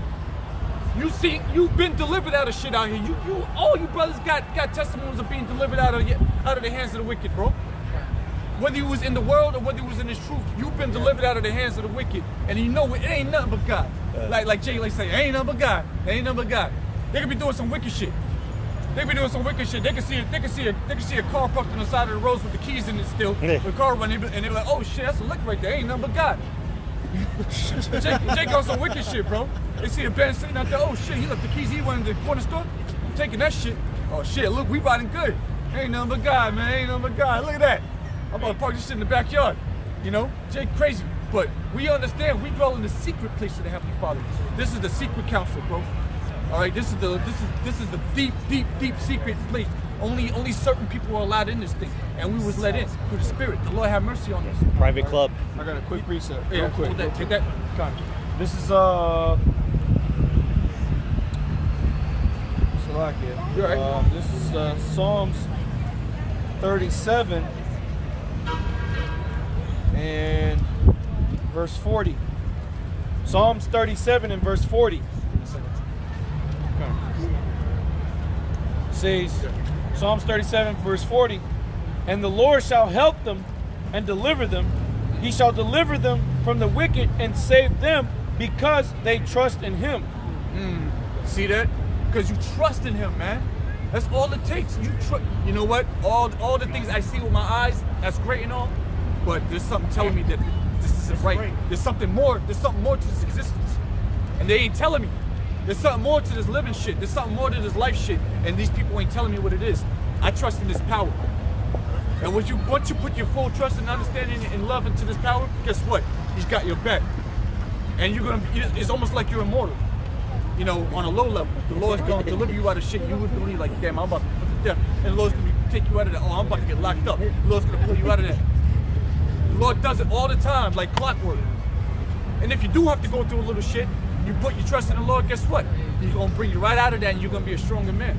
And you're going to have some more wisdom. You're like, yeah, I've been through that before, I know. And then what do? You're able to give that wisdom and pass it on to another brother that hasn't been through it. And bring your testimonies out. And we all can move on, push through. That's the beauty of this thing. Wisdom. Con. This is Psalms chapter 91, verse 4. And it reads, he shall cover thee with his feathers, and under his wings shalt thou trust. His truth shall be thy shield and buckler. It says, verse 5. Shield and buckler, that's a defense. This truth is our defense. It's like money is a defense. How much more the word? The truth. How much more the word than this truth? This money is gonna get you. I mean, this money. Well, you know, This like, is money, yeah. Liking them.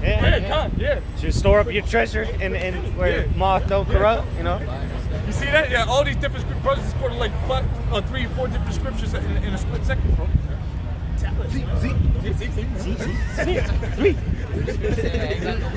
Joking, brother. I ain't got no money, but what I do got, you know what I'm saying, is enough to give. Yeah, the name of the Most High, YAHAWASHI. That's what the apostle said in the book of Acts. Yeah, but this, you know, so this truth, this is our defense, man. The Lord, you in this truth, you're defended, man. You got a force field around you that no wickedness can penetrate. Yeah, you good, bro. You in it. You in, bro. The Lord got you, man. Oh, what did he say to you? He said some shit to you? Oh, fuck. You know, he gets fucking ran over by a bus the next morning. Or he gets fired. Yeah, something bad happens to that guy. His woman cheats on him. Yeah. You know? He falls off a 4-story building and breaks his lower extremities. These are real accounts that we just named. Shit. Real accounts. Hit by a bus. Yeah, fell for it. I think it was a 5-story building. 5-story. Remember, it's like. But go ahead, bro. Psalms 91, verse 5. Thou shalt not be afraid for the terror by night, nor for the arrow that flieth by day. Yeah, man. It's the missiles. Missiles. Okay. We're not afraid of that. We're not worried about that. We understand that those things are going to happen. It's going to come. But guess what? We're hastening that day because you know why? we understand that the Lord is going to have certain people's backs, and we truly believe through the Spirit that He got our backs, that we are part of that number. And whether we are or not, we don't know. We don't know, but we believe we are. If we didn't believe we are, we wouldn't be out here wasting our time. All right? You wouldn't be wasting time watching this video, trying to learn, unless you're a scoffer, trying to make fun of us. Go ahead. Con, verse 6. Nor for the pestilence that walketh in darkness, Right? nor for the destruction that wasteth at noonday. That's, and read on. Jesus is going to tell you what. Con, verse 7. 1,000 shall fall at thy side, and 10,000 at thy right hand. So you're gonna see people get taken by this by the pestilence. See people get taken by the violence. You're gonna see people be taken by the fowler. All right. But read on. Con, and it reads, and 10,000 at thy right hand, but it shall not come nigh thee. It won't come near you. That's not gonna affect you. Why? Go ahead. Verse 8. Only with thine eyes shalt thou see and behold and see the reward of the wicked. Yeah, that's the reward of the wicked, man. That's not for you, man. You've been doing good according to the Lord. That's not gonna happen to you, man. Right. Don't worry about that. That's for the wicked. It's for the wicked only. If I can say on a small scale, the Lord has already got us protected right now, man. You got all these different philosophies and just demons is flowing throughout the world right now, especially here in Babylon, where you have people doing all kind of crazy shit, man. Left and right. But what we don't, how do I say? We're not subscribed to that, man. You don't see us following after these same things, man. Trying to mix it with the truth. Like, for instance, the Popeye situation, man. You know what I'm saying? That's a pure demon on that situation, man. People out there getting beat up and all kind of crazy shit. But what? Somebody got killed recently. Yeah, stabbed up. But we're not in the mix of none of that. You know, we're not been blind. You know, we're not blinded by what's really going on. We can actually see these things that's popping off, man. So that's the way the Lord already showing us mercy, man. Because we could have. I think about this all the time, man. You really not in control of the shit that's really going on in your life, man. Literally tomorrow you can wake up as a homosexual, man. Tomorrow you can wake up thinking of yourself as a female, man. Tomorrow you can wake up and prophesying that the mark of the beast is goddamn sin. Tomorrow you might not even wake up. All that. You see, that's why, you know what? That's why it's Dua YAHAWASHI MILLSTONE. Call Loyim La YAHAWASHI MILLSTONE. Call Loyim La YAHAWASHI MILLSTONE. Call Loyim La YAHAWASHI MILLSTONE. Because the Lord didn't put us in that shit, man. We were in those different kind of philosophies. Ain't no, it wasn't no homosexual shit, but we was in those weird ass philosophies at one point or another. But the Lord picked us up by the scruff of our neck and said, no, right here. Right. We were trying to go, no, right here. Like, you know, you got your daughter, your son or whatever, you keep walking off, you keep pulling that ass back here.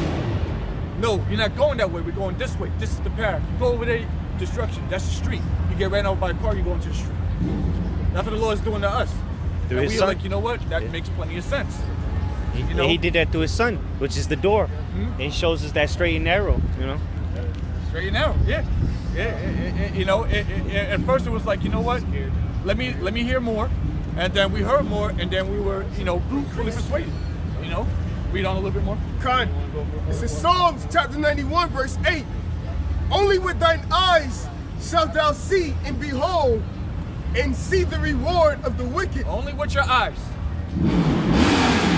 Only with your eyes will you see the reward of the wicked. You're not going to feel it.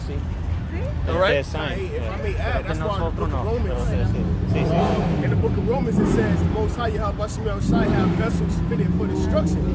Vessels fitted for mercy. So you gotta thank YAHAWASHI MILLSTONE for actually the Holy Spirit on you to actually want to endure. Because the Lord has vessels fitted for destruction, and He has vessels fitted for mercy. Alright, either you have vessels fitted to be destroyed by the message, alright, or being eaten by a fucking bear man, okay?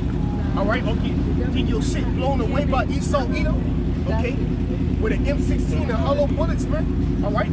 Or you have the option of being bestowed mercy upon your soul, okay? By YAHAWASHI MILLSTONE having food for you in the times we're coming into, man. Alright, Isaiah 65:13, the Lord is actually going to have a wave for you. Here it is, all hell going to bring loose. You're going to actually have these people going out into the streets, hopping in their car trying to get out of the fucking city, man. And you like, God damn, you going into the house, it's, hey, like two, three apartments. You like, God damn, all these kids, Because what? They done got into they trying to flee the city. You know what I mean? You don't never know, bro. The Lord got some shit for the man of the Lord, bro. You gotta have that mind state, like, bro, I invested into YAHAWASHI. I know you got me, bro. Read the last part again. So it reads, only with thine eyes, Psalms 91 verse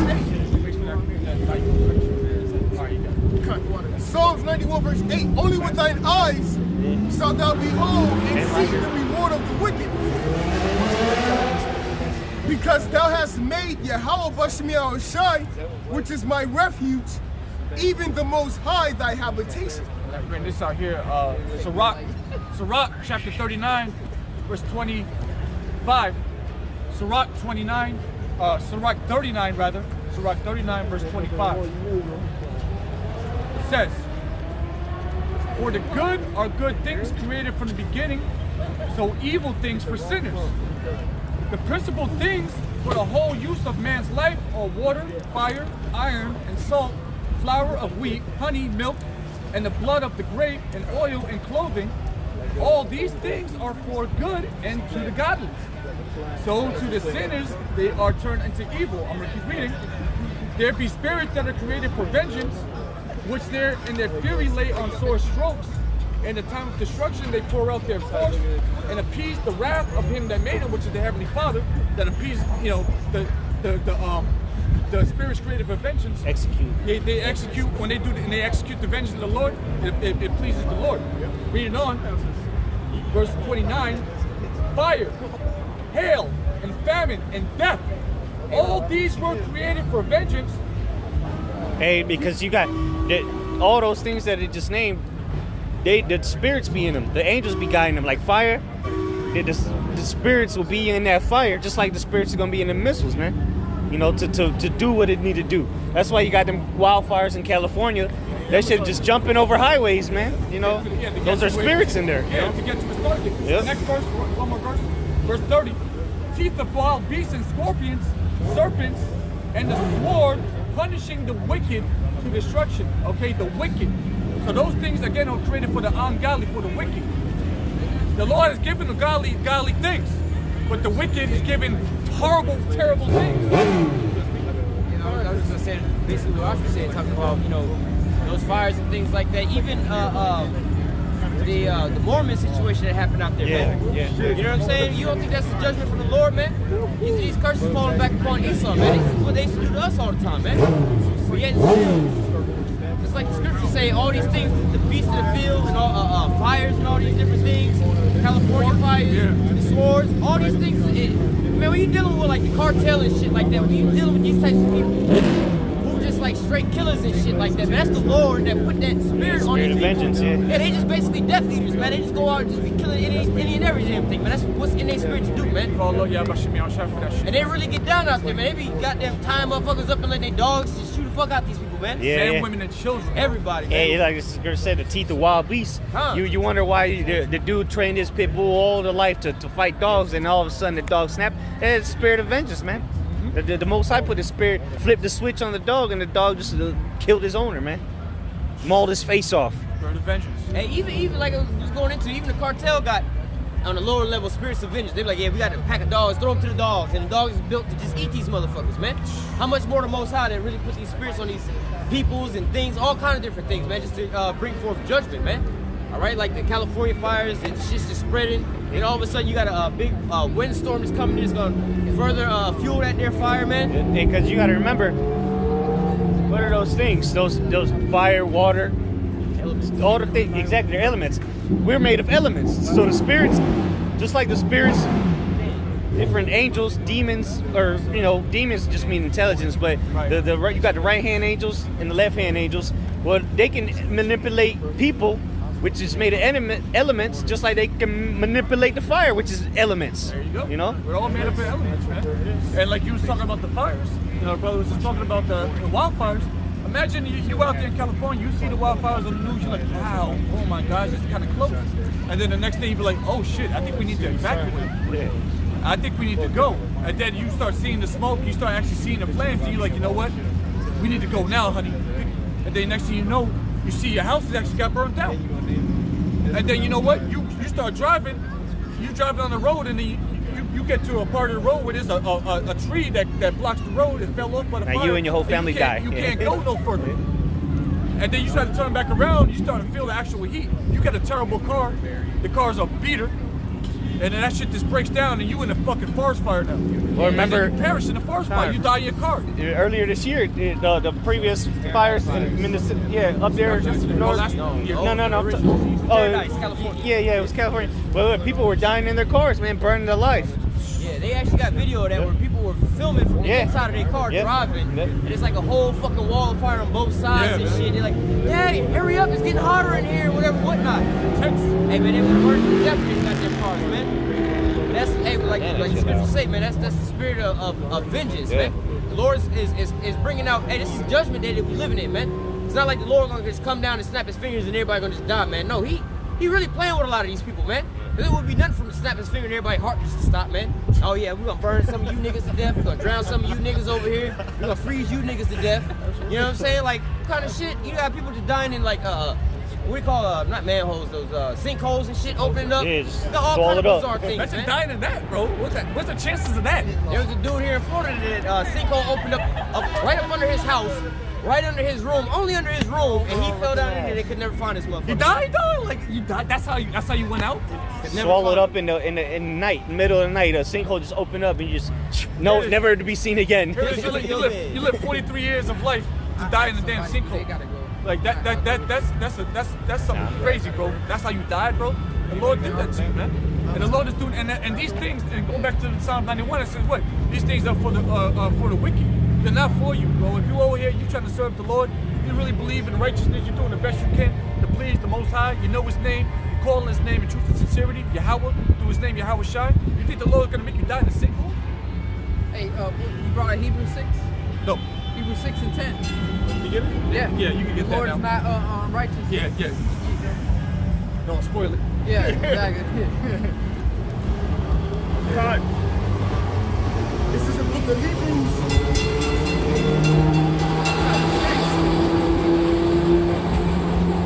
This is the book of Hebrews, chapter 6, verse 10. For YAHWAH is not unrighteous to forget your work and labor of love, which ye have shewed toward his name, and that ye have ministered to the saints and do minister. Yeah, so how would that look? You know, you do all this beautiful work for the Lord, and you're doing it in a truth and sincerity. You truly fear YAHWAH. You praise the Lord. You know, you're brotherly unto your brothers, and then the Lord makes you die by getting eaten by ants.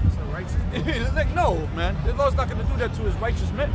You may have to be a martyr. You may have to die an honorable death. Or you just might die. The Lord still put brothers to death. Yeah. But it's not like that. You know, Isaiah through some death 43, and shit. the righteous is taken away from the evil to come. And that's mercy, really. Yeah, exactly. You know, because the scripture tell you about that it's we seem to die.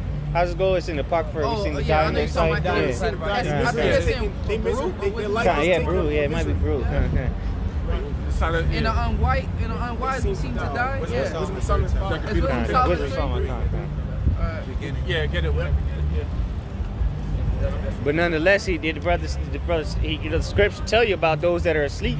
You know, they're gonna come back with the Lord. So you know, people brothers are gonna lose their life. Brothers have lost their life recently. Yeah, you know, and of course back in the day too, some elders. Yeah. All right, you know, but you know. So hey, it's honorable. King Masha, man. King Masha got beat to death. Yeah, he got beat him down, some Arabs or some shit. Yeah, Muslims. It was their Muslims. Oh yeah, the Muslim niggas. Yeah, Muslim niggas. And niggas. Yeah. Go ahead. Fine. It's Wisdom of Solomon 3, verse 1. But the souls of the righteous are in the hand of God, and there shall no torment touch them. Read it again. Wisdom of Solomon 3, verse 1. But the souls of the righteous are in the hands of God. Souls of the righteous are in the hands of YAHAWAH. Okay? The souls of the righteous are ultimately in the hands of the Lord. Go ahead.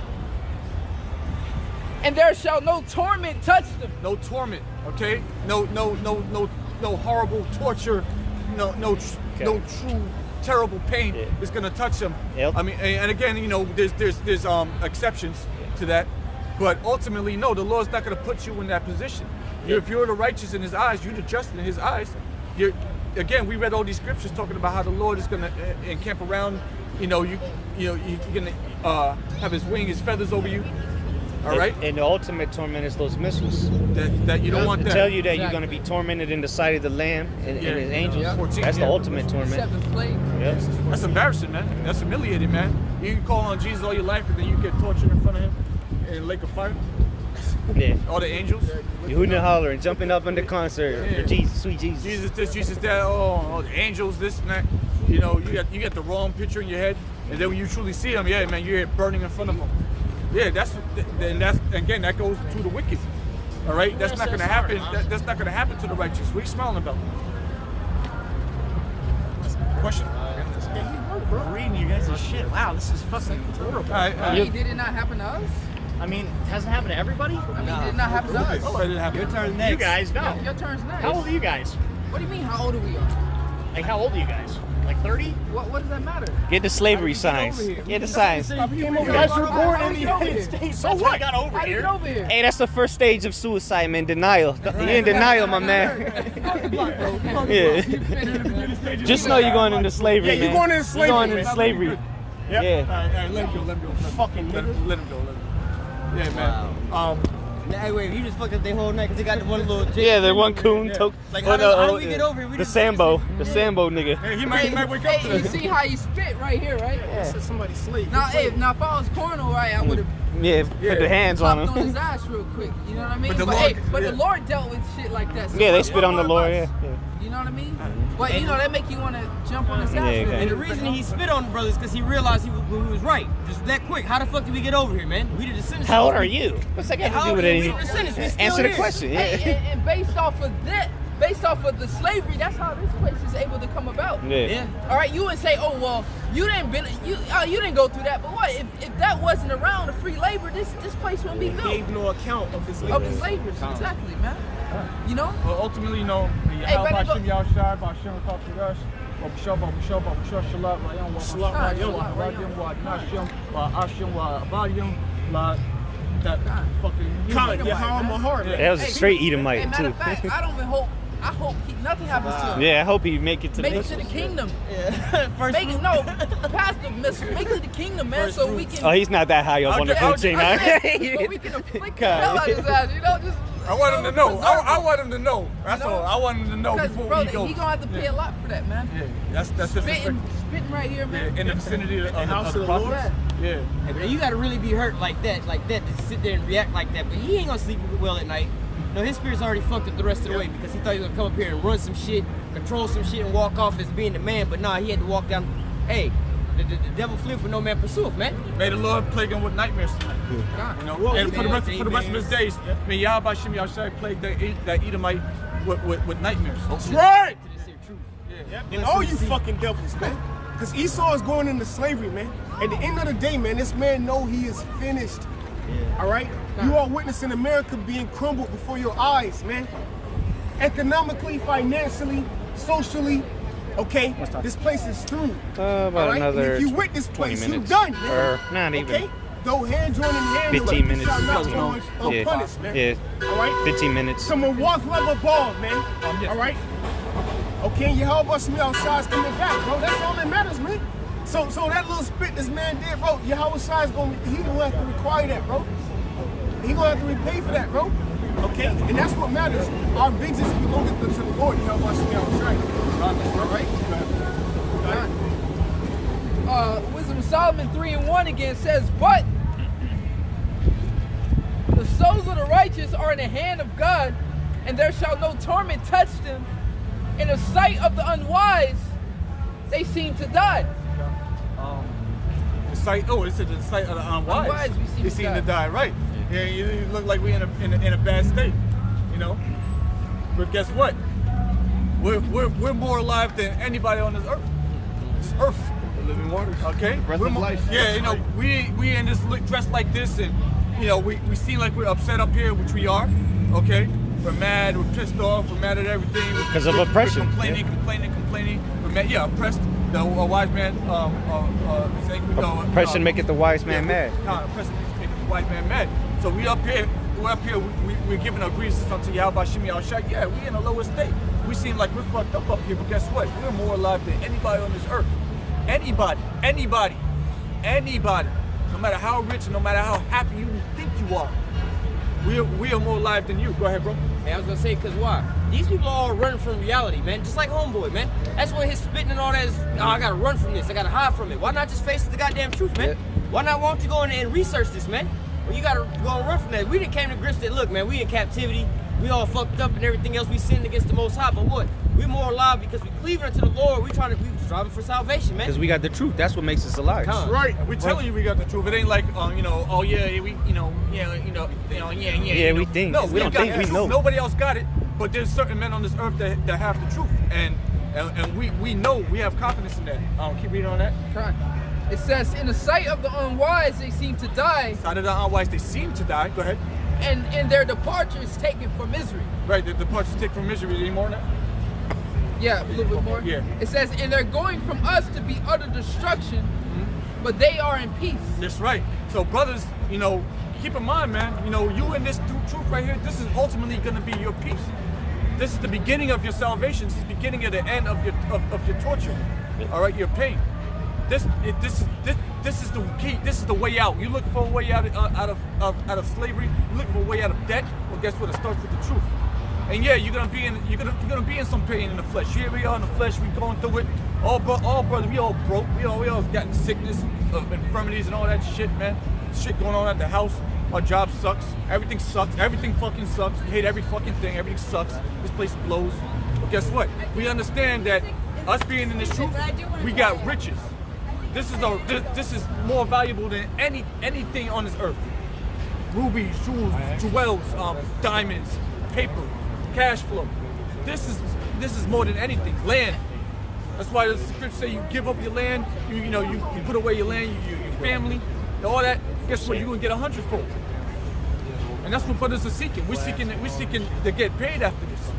And you just read Hebrews chapter 6 and 10.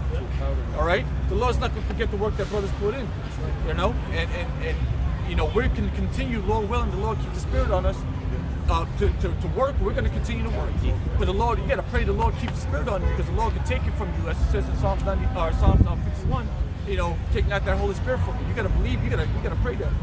You know, ask the Lord, please, continue to work with me through the Spirit, not just yourself, but all the brothers. You gotta pray for the brothers, you gotta pray for the elders. The elders been doing this for a long time. You don't know what kind of demons the spirits go through their head. So you gotta pray to YAHAWASHI that He has mercy on the elders. You don't want to see our elders fucking have to die in this fucking place, man. Here it is, they push this word out for decades. All right, just so they can perish out here, man. Fuck that, man. They deserve to see the mercies of the Lord, the true mercies of YAHAWASHI more than anybody. And if I may add to it, a lot of the videos that the elders did, that came off of suggested videos, man. That's how a lot of brothers came into the truth. It was suggested, man. You were going down YouTube and it was just a suggested video, recommended. That's how a lot of us came in here, whether it was DTA or Man of Valor or Great Millstone itself. Yeah. So those were the men that pushed out this truth in July 2007, man. All right. So they deserve, bro. If anybody deserves it, man, the elders deserve this, man. You gotta pray for those men. Yeah, they got all types of demons and shit going to them. You understand? But they've been through this. They've seen everything. So this recognize real, bro, and give reverence where reverence is due. Okay, and throw up prayers for those men. Really, like throw up prayers for those men, because they're going through some shit, bro. They throw up, of course, the rest of your brothers as well too, brothers in the truth. Whether they be in the Great Millstone or not, if they're pushing the truth in the spirit, the truth, there's only one truth. All right, if they're pushing the truth, then you throw up prayers for the elect, because they're more likely part of the elect. The elect, this is a small number, and there's only a small number of people doing this on the earth compared to the population of the earth, which is 7.5 billion, somewhere around there. Okay, so there's only a small number of people that are going to be saved through their works. All right. And if I can say, ultimately, right now, just like Zechariah chapter 13 say, talk about the 2/3 and the 1/3, man. The 1/3 is gonna be brought through the fire, man.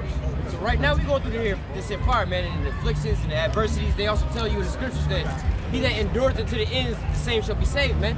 So in order to be able to endure something, you gotta, you know, to endure to be able to last through certain things, man. So hey, man, like the brothers are saying, man, pray for the brethren, pray for all the Pray for the brothers. church. Pray for the church, man. YAHAWASHI pray for us. And how much more you, man? Because you may not see or hear what the things that the brothers are going through, but hey, man, this is the fire, you know, that we're going through right now, man. You know what I'm saying? So we all need prayer, man. All right, to continue to do this here work, man. To continue to feed the sheep, man. All right, to endure to the end. All right. Yeah, kind of scripture say pray for shorter days, man. All right, we're shortening the days of this kingdom. Every time you putting up prayers for the elect, elders, man, you know, the Akim, man, we shortening this kingdom, man. So Another brick taken from their kingdom, another brick added to our kingdom. Yeah, don't get it twisted like it.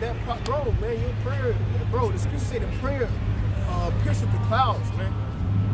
Yeah, the way you fit in though, man. You know, if you're able-bodied, do this work, man. Stop playing with it. Yeah. You know, stop playing with it. Do this work, man. If you got you got internet, man. You know, upload. If you got the spirit to put up videos, then re-upload other brothers' videos, man. Get this word out, or you know, or come out to the camps and you know and listen. Do your part. You know, give tithes. You know, waters or whatever the case may be. You know, do your part. Or pick up a shovel and get to work too, man. Let's get out of here together, man. This work, get it done, man. Dumb shit, man. Hey, the scriptures say the harvest is great, the laborers are few. Con. I'll go ahead and get that. This is 2nd Ezra chapter 9 verse 7. And everyone that shall be saved and shall be able to escape by his works Right. and by faith. Right? So break They that go down. hand in hand, yeah. You know? You see, you able to escape by his faith and by his works, man. Fuck, man. You gotta do this, though. Y'all gotta do this, man. Y'all can't just, you know, con on the comment with the conman board. You used to call them the conman boards. Y'all motherfuckers just con on me. Nah, man, do something about it, though. Y'all really believe it, man. Do something about it. You can't just be on the con boards all day. Con elder. I mean, it's, you know, Dwada for that. I'm glad you're listening and learning, but you've been listening and learning for 6 years, you know, or how many, you know, many years. You know, that's the conman boards, you know. I just coined that shit. But read it again. Yeah, this is 2nd Ezra chapter 9 verse 7. 2nd Ezra chapter 9 verse 7. And everyone that shall be saved and shall be able to escape by his works and by faith whereby he have believed. That's right, because you believed. You were able to escape. You showed work. You showed faith. So because you believe. So guess what the Lord's gonna do? He's gonna put a hedge around you. Zip. Good. You're good. You believe. You're good. Now get that one scripture in Sirach 2 that we were gonna get earlier. And believe is an action. You know, if you have faith, it's the action. You know, it's the action work. Yeah, because you can. All these people in the Emily arena, they say they believe and they have faith, but what does their action show? You know, it shows contrary to what they actually saying. You know. Spirit. This is the book of Ecclesiasticus or Sirach in the Apocrypha. All right.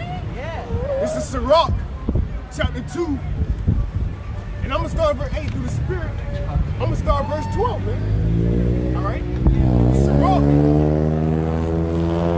Sirach chapter 2, verse 12. Woe be to the fearful hearts and faint hands. Oh, yeah, the faint hands. Yep. You can't do shit. You're fearful, you're scared. You're scary. Yep. Woe to you, man. Fuck you, man. Fuck you and yours. You can't do nothing. You can't do nothing for the Lord, man. You faint hands, man. You can't do nothing for the Lord. You got all these people out here doing something for the Lord and you can't do it. When you're really able-bodied, but you can't do nothing for the Lord. Ultimately, you don't have faith in the Lord. That's just all it all boils down to, man. You don't really believe this, right? Because like all of us, when we all came into this, we all had doubts about ourselves. Hey, Moses is a prime example, man. Yeah. You know, I was going through this when I came in, man. Like I don't know the way I speak and so on and so forth. Put these things together, such and such. I don't know if people be able to understand me. But look, you just got to go out there and do it, man.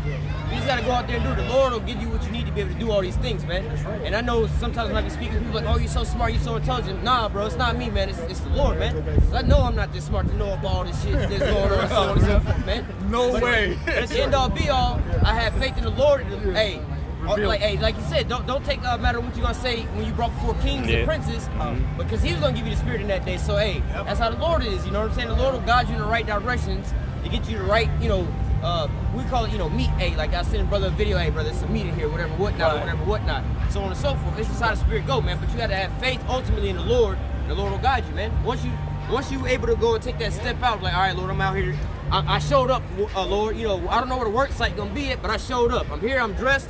Wherever you gonna lead me, that's where I'm gonna go, man. That's all the Lord's asking for, man. Just like with Abraham and Isaac, man. You know, when he had told him to go up there and sacrifice his son, man. I just wanted to see if he was gonna do it. I wanted to see if he was gonna show up to work. And he was like, all right, I showed up, man. He was like, well, where's the sacrifice? Don't worry, the Lord will provide, man. Have that faith, man. Cut. This is Sirach chapter 2, verse 13. And it reads, woe to him that is faint-hearted, for he believeth not. Therefore shall he not be defended. That's right. You're not going to be defended, bro. Right. So everything that we've been talking about, and all, you know, all the hell and all, all the things that you should be afraid of. You're supposed to fear YAHAWASHI, YAHAWAH. But guess what? When the day that destruction comes, you're not going to have any hedge around. You have no armor. Like again, you playing a Final Fantasy game, you got to armor up and all that shit. Oh. You know, you're going to get hit with one fucking hit. Oh, you dead? You dead? You're dead. You get hit with one hit, man. Guess what's gonna happen to you? You're gonna get 9999 damage like that bitch on the skateboard. Finished. She dead. She did a Phoenix down, man. That shit funny now, bro.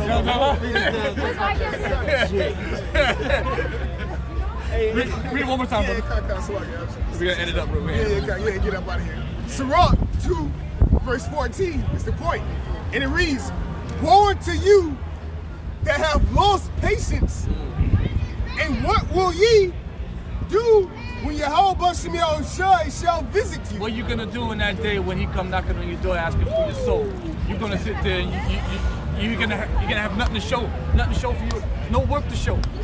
You just been playing around all your life.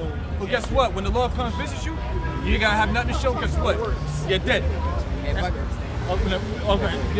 I was gonna say, just off that, the world you that lost patience, man. Because ultimately, if you lose that patience, when the Lord said He's gonna send YAHAWASHI to come and save us and redeem us, right? You at one point in time you believe that, right? But if you lost your patience, you can't wait no more. Then what are you ultimately saying to the Lord? I don't believe you're gonna hold true to your word, man. Fuck what your words say. I'm going back into the world, man. I don't believe you coming. I've been waiting this whole long time. I don't believe you coming, man. Serve another God, basically. I'm gonna go and serve Esau because I don't believe in this no more. It's taking too long. It's taking too long. Yeah, it's taking a very long time. That's why we continue. That's why we in this house of mourning. We want to get out of here. We in punishment, bro. You know, remember what you did back in the day? Remember all the shit you did? You know, you gotta pay for that shit. And we're paying for it right now. But our pay, it's almost up. You know, our punishment is nearly up. And Esau's gonna switch places with Esau, the so-called white man. So with that, we're gonna give all praise, honor, and glory to YAHAWAH, BASHIM, YAHAWASHI, BASHIM, BAKWADASH. Double honors to our elders and apostles of great millstone who rule and teach well. That's right. Salutations to you brothers out there that push this word of truth and sincerity week in and week out. Shalom to any of your brothers, sisters, and your families out there that believe and doing the right thing in life, man. May the Lord be with you. Shalom.